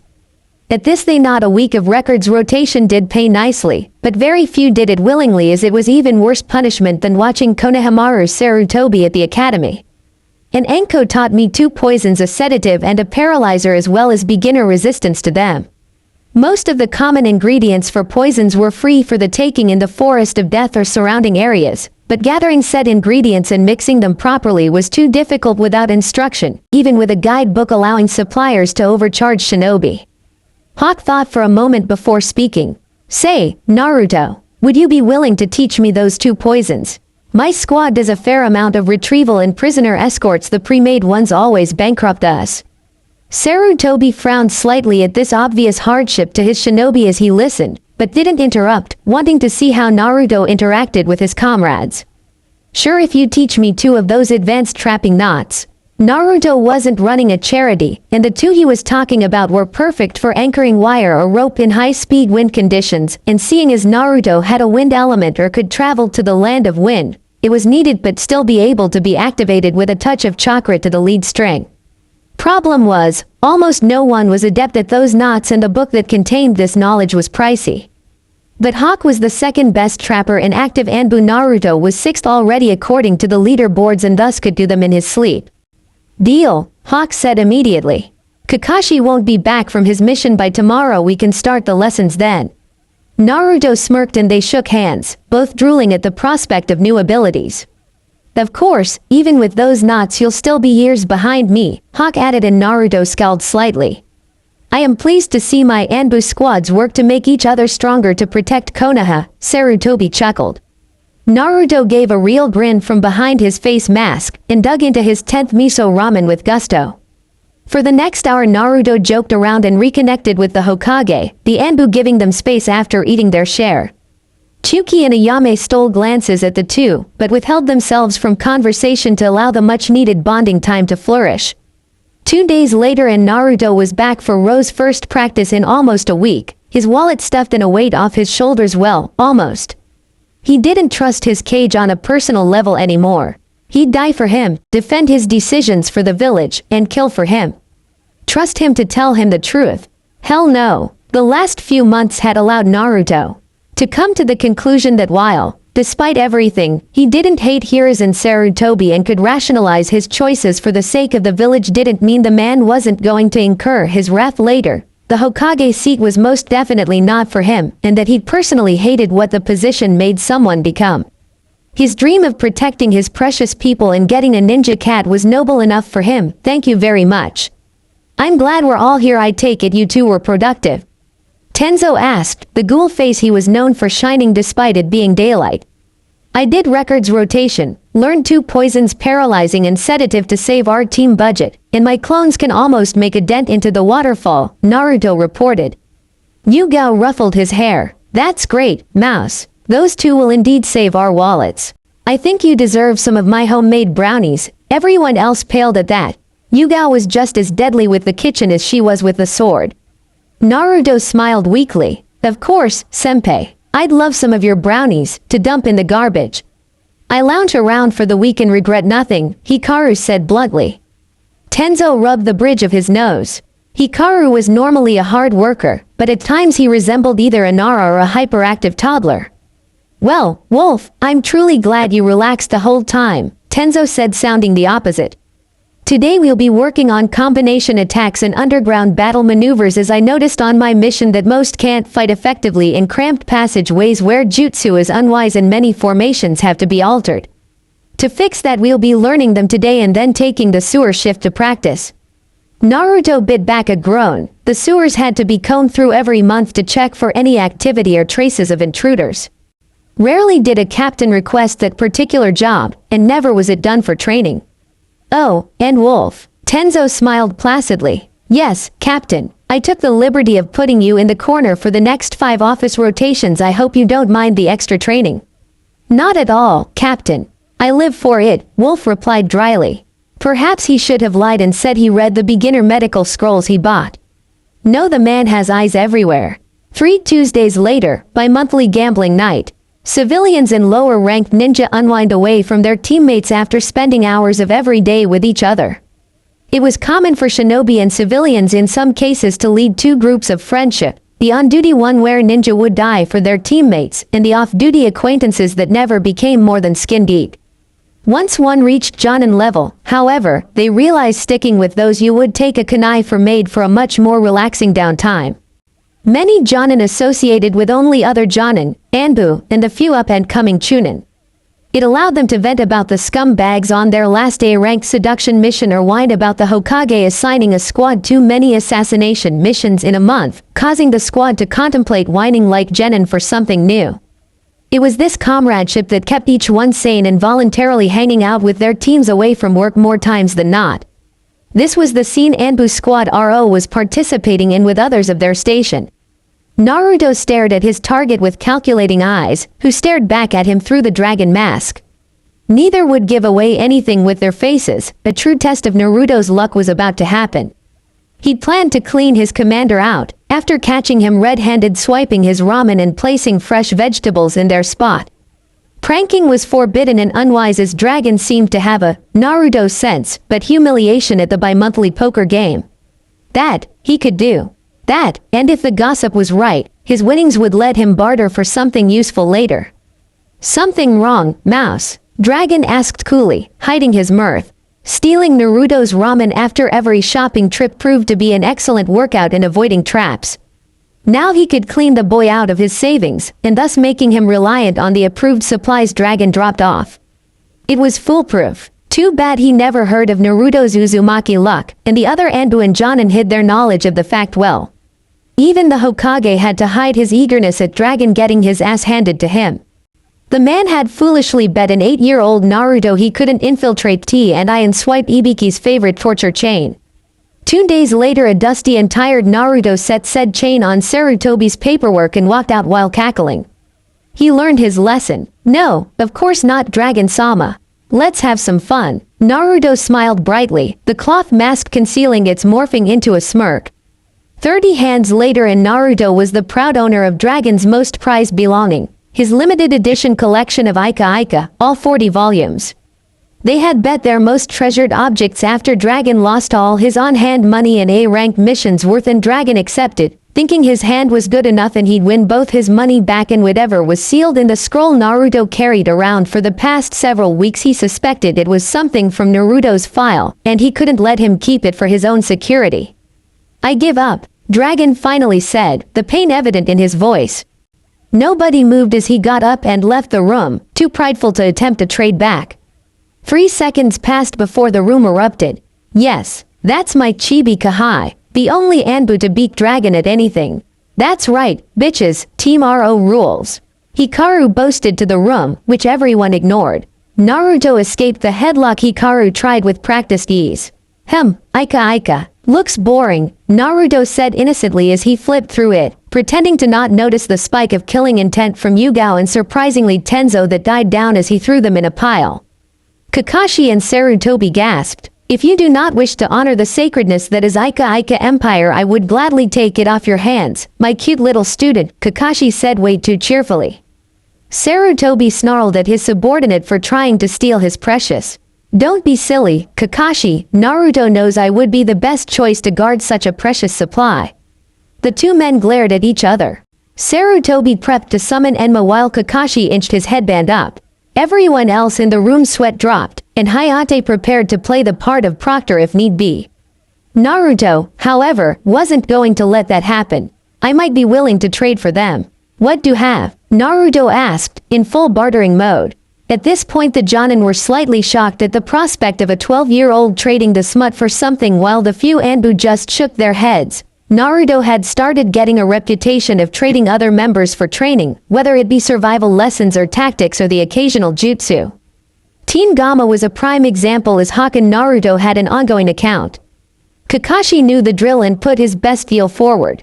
Give me those precious and I'll teach you both AD-ranked jutsu for water, fire, earth, and lightning, and buy you a chakra-conductive Chukodo. I know you've been eyeing one and that you wouldn't be able to afford it until after the exams, even with the pocket change there. Most in the room believed Naruto would agree instantly, which he would have, except the Hokage, whom he was back on civil terms with, interjected. Naruto, my surrogate grandson, give me those books and not only will I double Kakashi's offer, but I will tell you your parents' identities. The room stiffened. Naruto's lineage wasn't hard to pinpoint. Heck, he looked like a clone of his father and now began to act like him too since Tenzo gained command of him. Oh, you mean Minato Namikaze and Kushina Uzumaki, Naruto said with a cocky smirk. Sarutobi and Kakashi face faulted while the others either broke out laughing or gaped. How did you know? My mother's name is on the memorial stone, Hokage-sama, and as for my dad, he paused for dramatic effect. I didn't until you confirmed it. Naruto lied, covering up his borderline illegal searches. Sarutobi went bug-eyed at this, falling for it completely. To be honest, the Hokage was just using this obsessive bartering to tell Naruto his parents' identity. Kakashi knew, the other room members knew, and Naruto knew the Hokage had been chickening out from having a private heart-to-heart on the matter. It was the only reason Naruto didn't go nuts on the man for his little ploy. Kakashi chuckled, remembering another blonde who had a flair for making higher-ups tell him what he wanted to know without lifting a finger.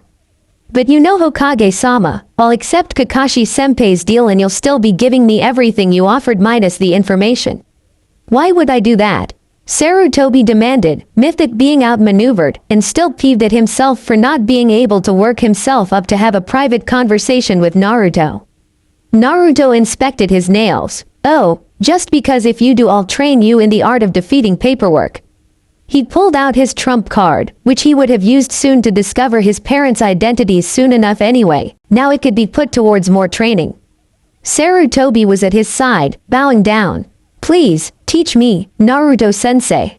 "Very well, my young grasshopper, shadow clones. Now you can train me after the Chunin exams. Kakashi-senpai, I'll see you Sunday where we can learn a jutsu or two a week. I'll have the Anbu supply store put my weapons on your tab, now I can have a backup Chukoto. Oh, and don't worry, I forgive you, I will be pranking you non-stop after the Chunin exams, but I forgive you, as long as tomorrow I can talk to you privately about it. I have early office guarding, Sayane." And he shunshined away before anyone could get a word in. 5 minutes later Sarutobi smiles gently and then chuckles. He wants to talk tomorrow. And he forgave me. Maybe there is hope for me yet, even if I will have to go through his vindictive side of pranks first.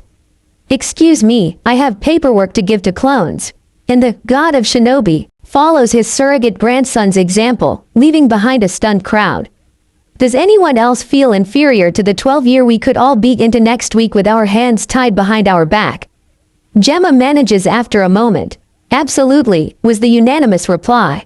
Hikaru felt the need to soothe their prides a tiny bit.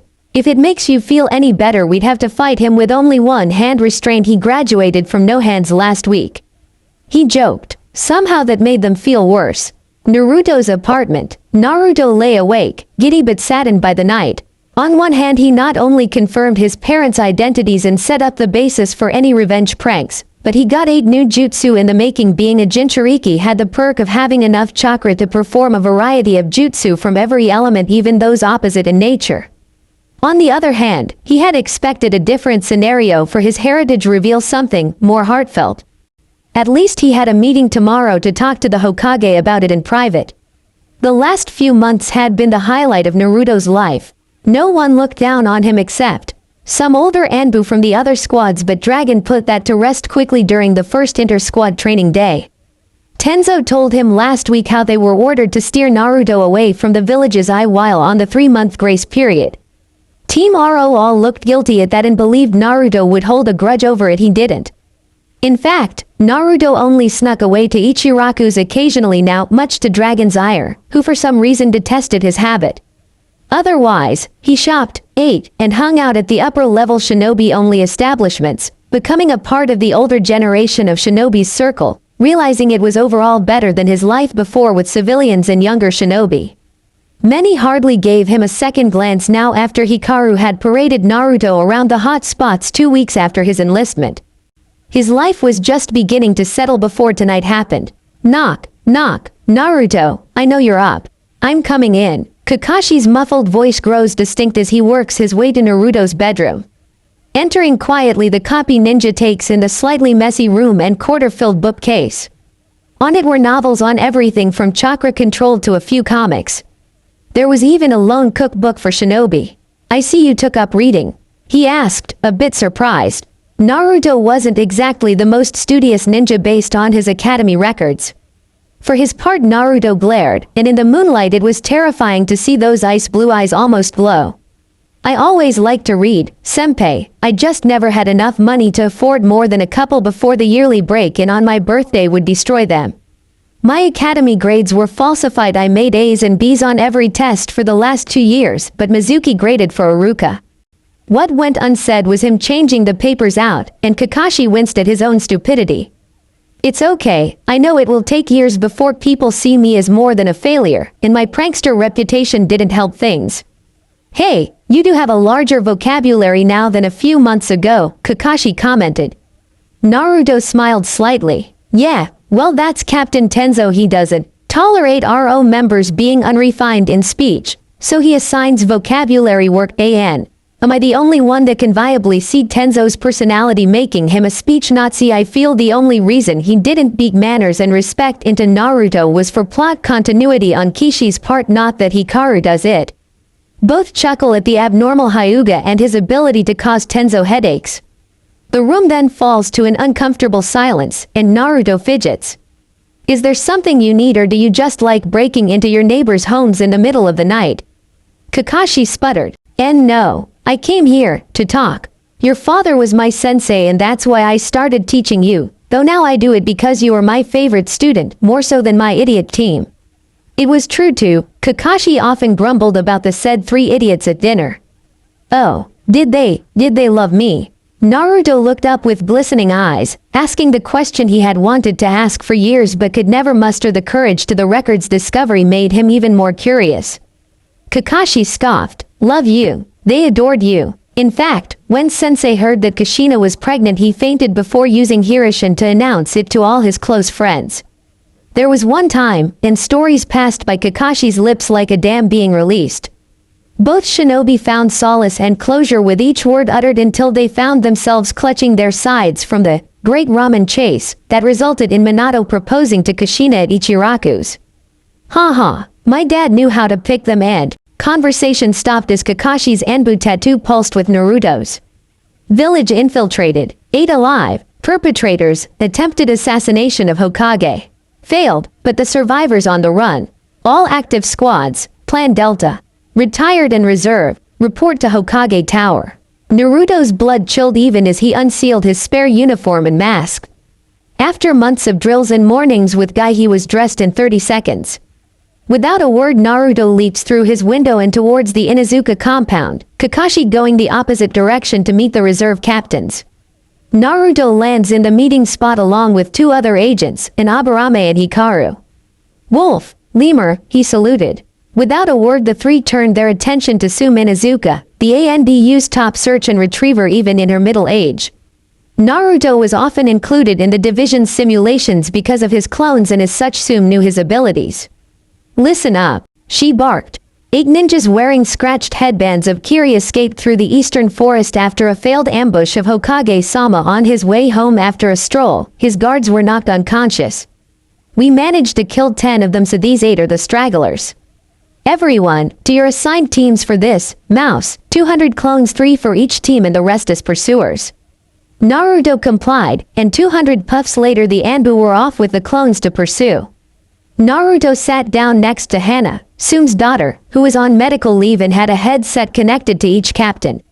Meditating, Naruto waited for a clone to dispel with information, which he would then tell Hana to relay to the captains, as the radios couldn't handle it if everyone was talking at once, not to mention they were ridiculously expensive, and the tattoos couldn't go as fast, and were used as a mass call mostly. Less than 20 minutes pass before a rush of memories hits Naruto. Hana. 5 clicks northeast blue squad, clone found the trail headed towards Rice. Hana spoke rapidly into her mic and the Anbu began making their way towards blue squad. Good work Mouse, shit, they found 5, but the last 3 are missing. She curses before a kunai embeds into Naruto's shoulder. Hana grabs his collar and yanks him through the air to avoid an explosive note. A ninja with a slashed Kiri headband lands opposite of them, holding an unconscious and beaten Sasuke Uchiha. The other 2 at his side stepped forward, ready for a fight. I think we found the missing 3, Naruto commented dryly. Hana glared. No dip, mutt. These 3 smell at least Chunin level 2. Damn, the whole clan and Anbu are out, and my Ninken joined in. Their backup at the tower was on their way but still 6 minutes out and the non-tracker Anbu were sweeping other, further away places of interest for sabotage or stragglers. We just have to hold them for 6 minutes, I'm sure we can do it. Here's what I think will work. Captain taught me this strategy during shogi, Naruto whispered. Hana looked unsure as the insane idea based solely on assumptions and hoping was laid out in a matter of seconds. But, she told her rational side of her brain, they either went through with it or the 2 forming seals in front of her would kill them. As the 2 in front created a mist, Hana Kawarimas with a Naruto clone on the rooftop, who is hanged to look like her. She waits for the opening, they'd have 1 shot to take them out. A little Anbu wants to play, Kukuku. What point should I take? Heart, Larynx. So young and brave, too bad you have to die. The taller of the 3 cackles and his footsteps echo. 4 Naruto clones holding kunai search around the mist using scent and sound, not that it helped, and 3 are taken out quickly. The real Naruto ducks under a katana intent on lopping off his head with enough force to cut a wall. In the process Naruto nicks him. With his own kunai in the leg. He smirks, and does the one thing Tenzo always griped about: he talked to an opponent in a fight. Hey, you're not so tough, I've had villagers hit harder than you. I recognize you from the bingo book Raiyano, aka the Mist's one-fanged dragon for your abilities in Kenjutsu. AB class, I believe, but that last attack felt more like a genin swatting a training post on an empty stomach. The newly identified Rai fell for it hook, line and sinker, roaring in frustration. Naruto easily weaves in and out at the close-range ragged attacks that had a basic pattern. He was less adept than Yugao at the art, and Naruto got in 2 other jabs, this time in the arms as he launched himself above using Rei's sword as a springboard. From what he remembered from the bingo book tournament that Anbu hosted every month, the captain's way of keeping everyone up to date. Rai was quick to anger and not very bright. His only skill was brutal assaults and the hidden mist jutsu, not anything that required a lot of brain power. Rai looked confused as he felt his body going stiff, before not being able to move at all. Bingo, Naruto says before a clone slices his throat from behind. Naruto goes through a few seals, releasing a wind style great breakthrough. The already weakening mist is blown away completely, allowing Hana her shot. Gatsuga, even without her partners, her drill attack hits the second one easily as a clone had sliced his hand before being expelled, and he was under the short-term paralysis. The third one looks slightly nervous as he held the Uchiha. "Gi, don't come any closer or I'll slit his throat. I swear I'll do it. Let me go," and all. His eyes widen and he screams as a Chidori is slammed through his chest. A murderous-looking Kakashi appears from behind, snatching his student away. Without a glance, he's off to take Sasuke to the hospital.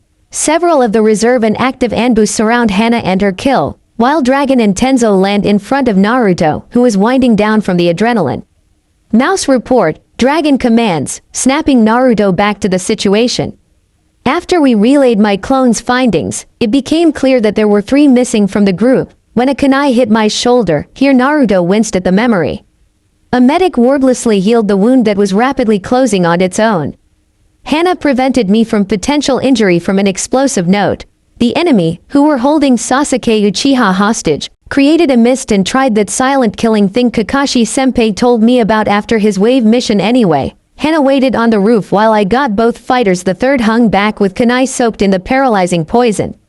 It worked, and I was able to distract Rai from the poison until it took effect and killed him. Hana got hers as well after I blew the mist away, while Kakashi-senpai took out the third member, taking Sasuke to the hospital, I believe.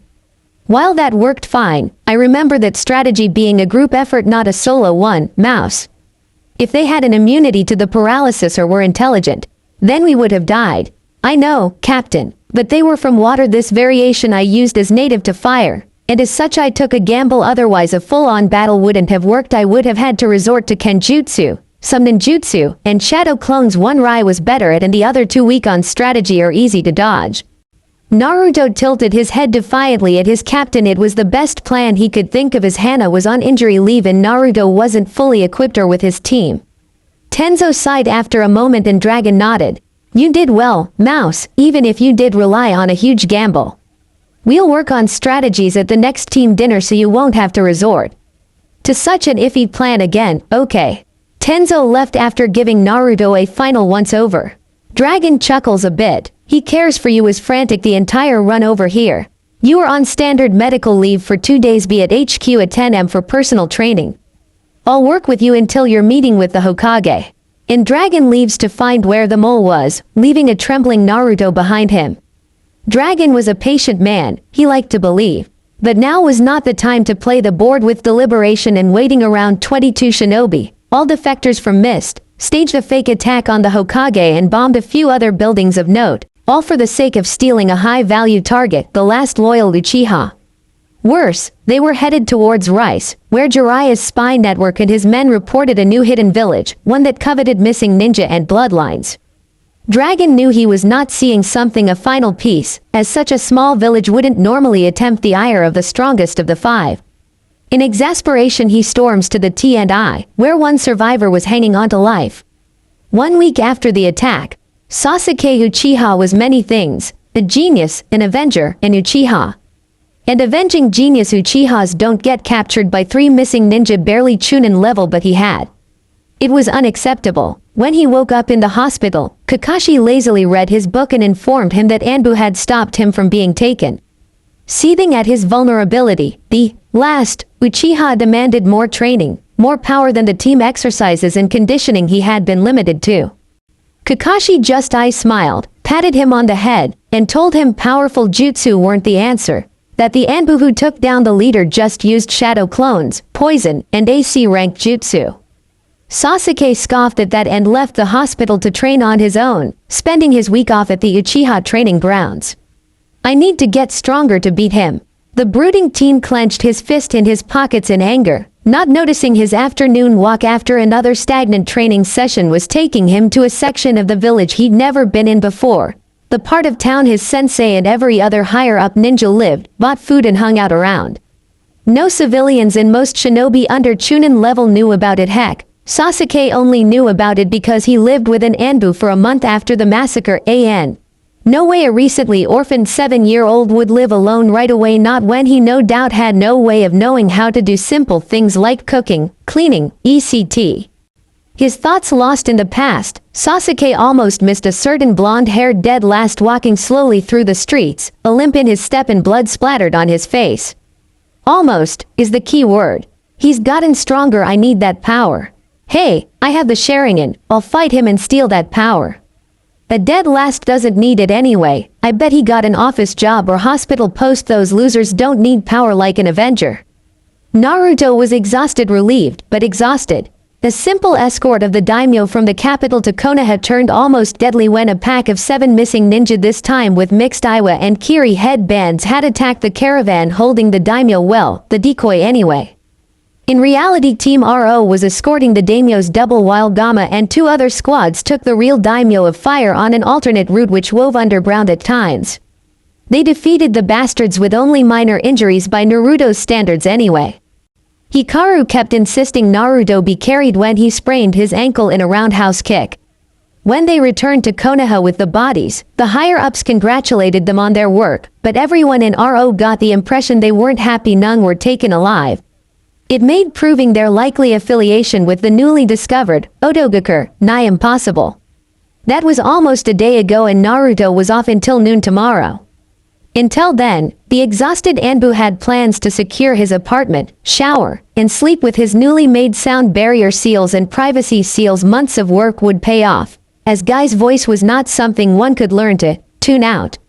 That was Naruto's plan. Before the Uchiha he saved, not that he would ever know, stopped him on the street. Fight me, idiot, Sasuke demanded arrogantly. Naruto looked the brat, for Sasuke Uchiha was very much a brat in Naruto's eyes now, and stared at him with tired eyes. No, he said simply and attempted to step around the older boy. Scared, you will fight me, Sasuke said and blocked his path again. Naruto sighed, wishing he had agreed to go get sushi with Hayate and Yugao now, or even the hot springs with Hikaru. He idly wondered if this was karma for slipping away from his comrades. Nah, not even karma is this cruel. I just got back from a mission, I'm tired and have no time for you, leave. His voice was cold, but Naruto didn't care. He had a hopefully still hidden ramen stash waiting for him and warm shower calling. Sasuke grinded his teeth. He didn't used to be this unhinged, but the last time he saw Naruto had showed him how far behind he was falling. If a loser could overtake him. If you won't fight me willingly, I'll make you. Fire style, fire dragon jutsu. He snarled. Naruto's eyes widened slightly at this. Sasuke believed it was because he was impressed or scared, and smirked. No, however, the real reason Naruto's eyes widened was his disbelief at Sasuke's stupidity. He replaces himself with a trash can from a nearby alley. You moron. Fighting between comrades in the village streets is prohibited. Naruto shouted in anger. The Sasuke he knew would never be so stupid, but when Naruto saw his eyes filled with lust for power he groaned. The reports of the Uchiha becoming a flight risk in his search to kill Itachi were not exaggerated. Sasuke prepares another attack, when he suddenly slumps down. Anko, dango in hand, glares down at the boy in disgust. Foolish maggot, Naruto, you alright? She asks. Naruto nods. Yes, he was no threat, but thanks. What should we do with him? Naruto asked. Normally a shinobi who pulled such a stunt would spend the night at tea and I to cool off, be interrogated, and then taken to the Hokage for punishment. With the Uchiha, though, it was likely nothing would happen. Anko snorted at Naruto's question. He'll get the same treatment as everyone else. The Hokage doesn't care if he is the last of his bloodline. Weren't you the one who told me the old geezer promised that the village comes before any individual? Isn't that what he told you during your talks? Naruto winced a bit at his own unsaid accusations. He had patched things up with the Hokage completely when they had their heart-to-heart, and Naruto made him wear orange all day and rubbed his hair sheepishly. Sorry, you're right. I'll leave him to you then. And Naruto takes off before Anko can yell an indignant, "Hey! You should take him," and slips into his apartment through the window. The next morning Guy woke Naruto up at the normal 4 a.m. time, somehow bypassing all of his seals again. "Yash, my youthful morning student, let us bask in our youth and discover what the springtime of youth has in store for us today. We shall spend the morning together before your youthful shift starts," Guy shouted in Naruto's tiny room, his flailing arm almost knocking over the bookcase. Naruto blinked blearily. "What did you say?" He mumbled through his mask. He never did get a shower as Anko showed up demanding dango after. He checked his traps and fed the plant, and thus was still wearing what he had on yesterday, making him seem more like Kakashi than ever. "Oh, you're too hip and cool, mini Kakashi. Never fear, I shall show you the way back to youthfulness." Guy swung the still half-asleep Naruto over his shoulder. "We shall take an ice-cold swim in the river before running around Konoha on our hands." By the time Naruto fully awoke, he was cursing Guy with his very soul as the water bit into his skin. Note to self, research better security seals. With that thought in mind, Naruto begrudgingly swam the laps with the green monster, never noticing Dragon observing from a nearby tree. "I know what you're thinking, Mouse, but just like with your ramen, your house will never be safe from Guy. Your training with him is too amusing. Though perhaps I should have let you sleep in, seeing as your squad did just complete an A-rank escort mission, nah." Dragon continued muttering to himself as Naruto crawled out onto the bank and was given the leg and chest weights he wore while training with Guy. Grumbling curses, the almost 13-year-old slid them on and started on his 6-hour run with Guy, who alternated between hands and feet. Anbu locker room, noon.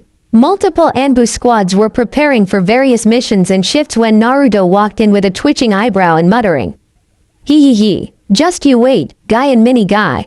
I will create a barrier you can't break through.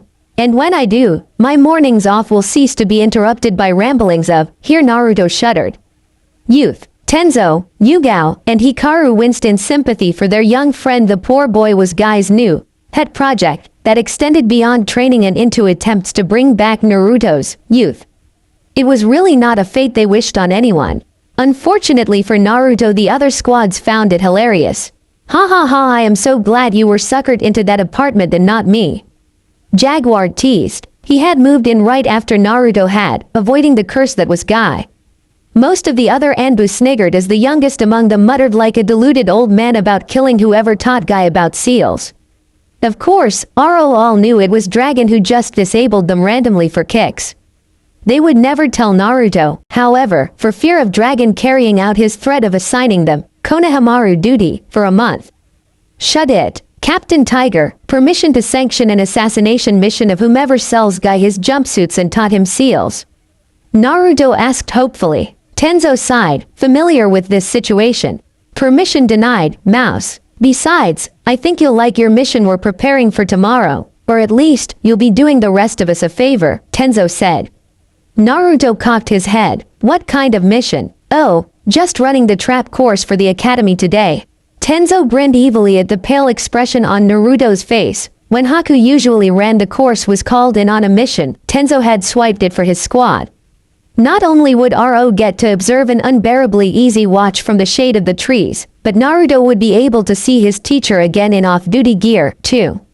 "Is this payback for making the Hokage wear orange?"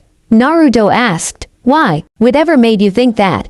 Tenzo asked. By his too innocent expression, however, Naruto knew, his captain was a vengeful bastard when he wanted to be. Academy, next day. "All right class, remember to treat whomever is the instructor with respect. They'll teach you basic traps and how to disable them." Uruka was stirring with the 9-year-olds, especially Konohamaru and his friends. His pride as a teacher was on the line, and if his students misbehaved it would reflect poorly on him. They reached the clearing. The new Instructor wanted them at quickly and Iruka's jaw dropped. Standing in the middle of a sea of traps was his unreachable student, Naruto. The boy wore standard black pants and long black shirt, and the face mask he sported resembled a certain cyclops. What really got Iruka, though, was when Naruto turned to face them and plopped down, holding up 10 flags. I don't believe in babying students and find learning by doing is better than anything my traps teacher threw me in the deep end, so I will do the same. I am your target. I have 10 flags on me, one for every 3 students. Your job is to team up into 3-man cells and make your way through the field to me, setting off as little traps as possible. You will be graded on how quickly and efficiently you get through. The winning squad will be treated to dinner by me at Ichiraku's. That got the kids' attention. Iruka's jaw dropped though at the cool tone of Naruto and the difficulty of the trap set. Go, Naruto said after a moment, and 30 students split off, preparing for their trial. Iruka used a Shunshin and Kawarimi to make it into Naruto's circle, and sat next to his old student. Iruka-sensei. Naruto greeted happily. I didn't know you were teaching this class. Naruto sounded happy, and he was, but he was also nervous. Iruka was known for being able to make Naruto talk about everything, not something Naruto wanted at this time when his Anbu status wasn't spread around. Hello, Naruto. I haven't seen you in almost 5 months. Where have you been? Iruka asked crossly. The Chunin was both ecstatic and pissed at his former student. Hey, special assignment and all that, pretty boring most of the time. I was asked to take over for the Anbu today, so that's why this course isn't as detailed as I like. Naruto apologized sheepishly. Iruka gaped at him, flabbergasted that this monster of a test wasn't the final product and forgetting about Naruto's situation in the moment, just like Naruto hoped for. What do you mean, as detailed as you'd like? This is high genin level, not meant for academy students. You can't expect 9-year-olds to succeed. Iruka ranted onto Naruto, who began tuning him out. Finally the Chunin ran out of breath. You done? Good. Listen, teamwork is more important than flashy jutsu or fancy taijutsu move. If I made it easy they wouldn't realize this. The way my course is set up, they will have to work together to get a flag, while also figuring out how the most common and deadly traps work, even if these versions only shoot out paint. Naruto gave a cold stare, daring Iruka to argue. He'd seen the genin squads and their high mortality rate on missions when their teamwork and basic knowledge was lacking, versus the Anbu squads whose teamwork saved both the ninja and the missions constantly. If being harsh now prevented even one genin death, Naruto viewed this as a mission complete. Iruka looked at Naruto in pride. The boy he knew would have boasted about doing everything alone and screamed a battle cry, not lecture on the importance of working together and pushing oneself. It made him wonder what assignment Naruto had. A few squads had overheard Naruto and strove to work better together. With new determination the students strove to win, not just for food but also to make their temporary sensei proud. Up in the trees Hikaru and Yugao played Go Fish. Yo, think Chibi Kahai is really an old war vet in disguise. I mean, he sounds 30, not 12. Hikaru grumbled as he lost to Yugao, who had their captain giving hand signs behind Hikaru, feeling like his favorite squad mate was being dull. No, idiot mouse is just growing up, something you could learn from. Yugao admonished. She was proud of Naruto for his maturity as of late. She was no longer worried of having 2 Hikarus on RO. What's so bad about being childish sometimes? We accepted this mission so Mouse can hang out with his old teacher, not lecture. Tenzo sighed as the recent bickering topic started up. Stop it, both of you. Tenzo ordered. His brain couldn't handle another argument over Naruto's personality. Wolf, Mouse is on a mission, an easy one, sure, but still a mission, and as such as in the mission mode we taught him. At this Yugao looked smug. And Cat, lighten up a bit. You are playing a card game on a mission right now, so any jibes on Wolf's maturity are moot at this point. Now it's Hikaru's turn to throw his shoulders back in victory. Tenzo palms his mask in exasperation as the two clearly didn't get it. Hey, what's up? Naruto's voice breaks Tenzo from his stupor. Naruto smirked. The kids are done, I'm just a clone. Boss is taking the winners to Ichiraku's. Tenzo nodded. That's fine, Mouse. After you're done get some rest, we have sewer patrol tonight. Everyone grimaced. Ever since their first time, Dragon took it upon himself to let RO handle most of the sewer patrol as it became easier with Naruto's clones. Darn that dragon sadistic bastard. See you in a few hours, and he poofed away. That night, this sucks, Hikaru said as they made their way through the tunnels, not bothering to follow the silent unless necessary rule. Silently, Naruto agreed. He had 20 clones do a preliminary sweep, but they still had to double-check everything. Shut it, at least we only have the west sector. We should be done within 6 hours. Yugao was in a foul mood. Her date with Hayate would have to be postponed as the sewer smell took hours to get out. It's not so bad. There isn't any, Naruto trailed off, then cursed. Crap, there's 6 hostiles setting up explosives. They take off soundlessly, Naruto in the lead. No more complaints or bickers filled their thoughts with danger up ahead. They became the elite Anbu of Konoha. They reached the section of the tunnels the clone dispersed. Suppressing their chakra, Ro looked from the shadows. 6. Wearing scratched Kumo headbands. Tenzo signed. Recognize the one in the back, Kumo B rank. Takashi the tank. Went rogue 3 months ago. Naruto signed back. He was well versed in the bingo books now, as he was determined to win the vacation passes for his squad at the next bingo book tournament. Understood. Mouse, throw 5 of your new smoke tags on my signal. Cat, Wolf, kill the 4 in front. Mouse, capture the 5th working on the bomb tags. When finished, assist me with Takashi. Tenzo ordered. With nods, Naruto threw down the tags. What made these smoke tags so special was Naruto's little twist. Instead of storing actual smoke in the seal, he stored chakra smoke from his clones, making it similar to the hidden mist jutsu. After facing Rai, Naruto had asked Kakashi for the jutsu. After trying it, it became clear that even with it being technically a D-rank jutsu, for Naruto to use it he'd have to develop a water affinity to perform it with any degree of effectiveness, which Kakashi wouldn't teach him before his wind manipulation was complete, still weeks away, even with clones. To make up for the lack, Naruto altered the standard smoke tag a bit. After accidentally sealing an annoying clone into the matrix, Naruto set it off in frustration, only to grin maniacally when his apartment was filled with a thin smoke. Now, each tag held 20 clones worth of chakra smoke, which lingered longer and blocked sensors and smell, not just sight. Once the tags released a mountain of smoke, Hikaru and Yugao took off, making the 4 in front fell, all of whom were genin level. Naruto went over near his target, who was frantically attempting to finish his seal but kept making mistakes. Dropping down behind, Naruto took a deep breath and tried out his new jutsu from Kakashi. Earth style, headhunter jutsu. He whispered, screams of the enemy covering the noise, and sank into the ground. It wasn't perfect, but Naruto couldn't use destructive jutsu in close quarters or risk the man a short balding chunin with a sloppily slashed headband. Under the ground, Naruto's hands shoot out and grab the ankles. Pulling down with all his might, the man lets out a startled yelp as he finds himself neck-deep in earth.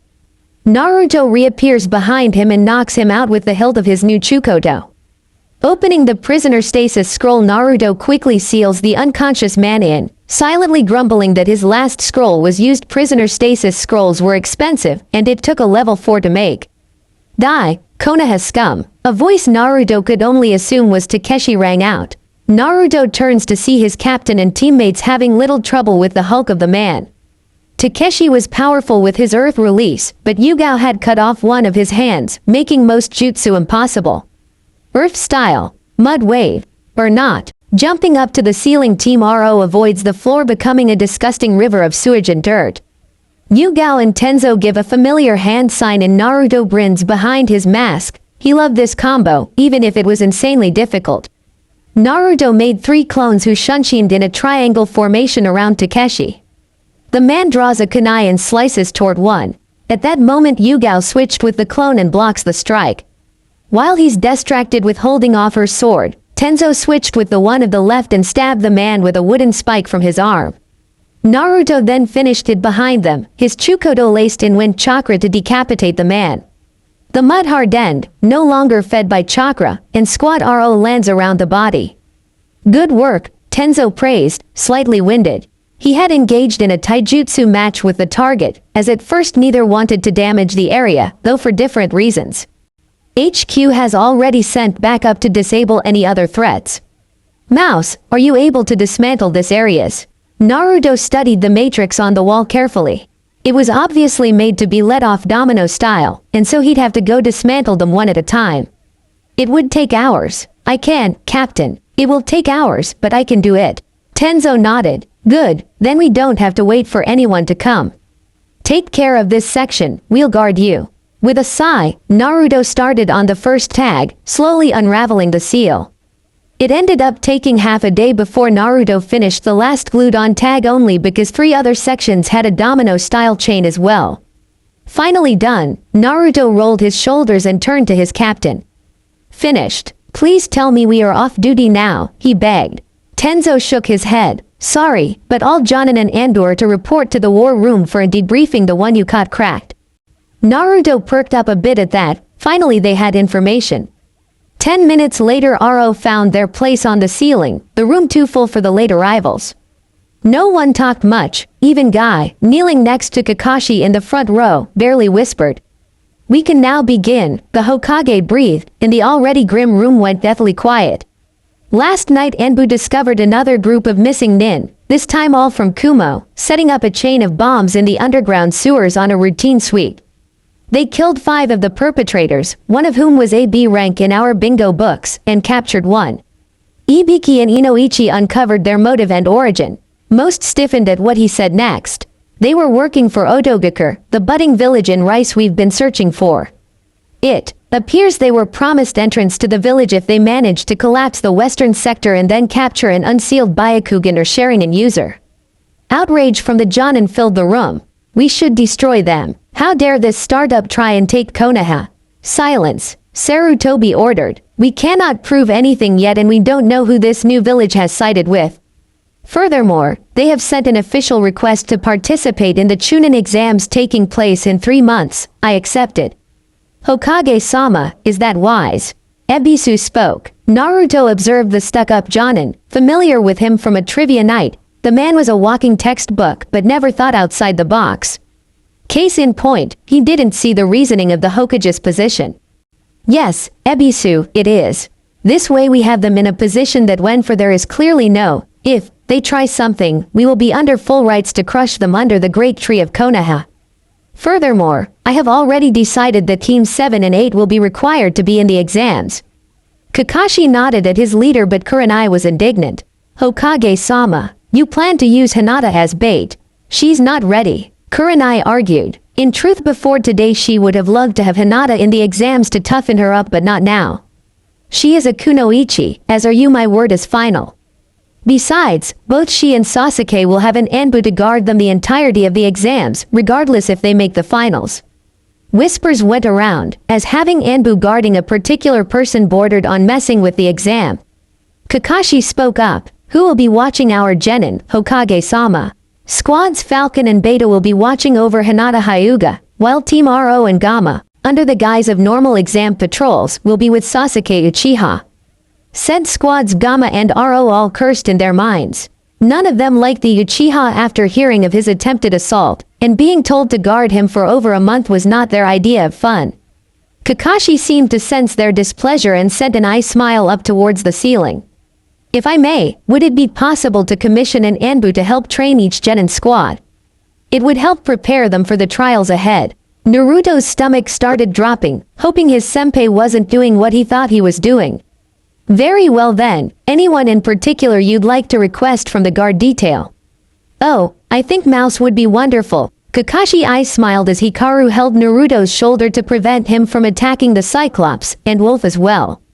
Now it was Yugao holding Hikaru back, and Naruto tossed a wind-charged kunai right at Kakashi's head, who caught it easily. Everyone not in the know yet about Sasuke's sweat dropped at the violent reaction. Mouse. If you and Wolf work with my Genin every Tuesday and Thursday I'll show you the first step to water manipulation. Naruto stopped reaching for another kunai. And, he questioned, Sarutobi could have ordered him to do it for free, but found the situation amusing that, and it made Kakashi spend more time away from the memorial stone. Hikaru, meanwhile, looked betrayed at his Kahai, who was selling them out. I'll buy you a ramen buffet. Kakashi managed, mentally crying for his wallet. Naruto hummed, good, but not good enough after he attacked me and no doubt will try to use his Sharingan on me every chance he gets. You know what I want. No. Anything but that. Nope. Besides, cats are better. I should disown you for that. You never adopted me. Accept and let me pick it out or I'll spend the 3 months showing them my sexy jutsu. Fine, we'll go pick you out a cat after this. Kakashi growled out. His little mini-me project was failing. Most chuckled at how the 12-year-old just got Konoha's resident cat hater to spend a fortune on a cat. Excellent. Pleasure doing business with you. Naruto cheered. Hikaru was still gaping. Moving on, we will discuss the increased patrol and preparations. I fear we may have to fend off a coordinated attack soon. Shikaku, your analysis. 7 hours later the Hokage dismissed them, and Naruto, despite his lack of sleep, was waiting for Kakashi. The height-challenged Anbu locked onto Kakashi, pinning the man with clones. Oh senpai, you weren't going to leave without me, right? Hee, I would never. Let's go find you a pet dog. Cat, dog, cat, please, anything but cats. Nope, I like cats. Tora and I are best of friends. Everyone, even Sarutobi and Danzo, paled a bit at the thought of the Jinchuriki and Tora getting along. At least look at the other animals. Kakashi begged, pulling out his orange book. Naruto had crawled up to his shoulders and pulled out a book on training cats. Fine, Kakashi did a mental victory sign. But I'll still choose a cat. Dog, cat, dog, cat. The two made their way out of the war room, neither caring for the scene they caused. Hope you guys enjoy first part of this story. Do like, share and subscribe.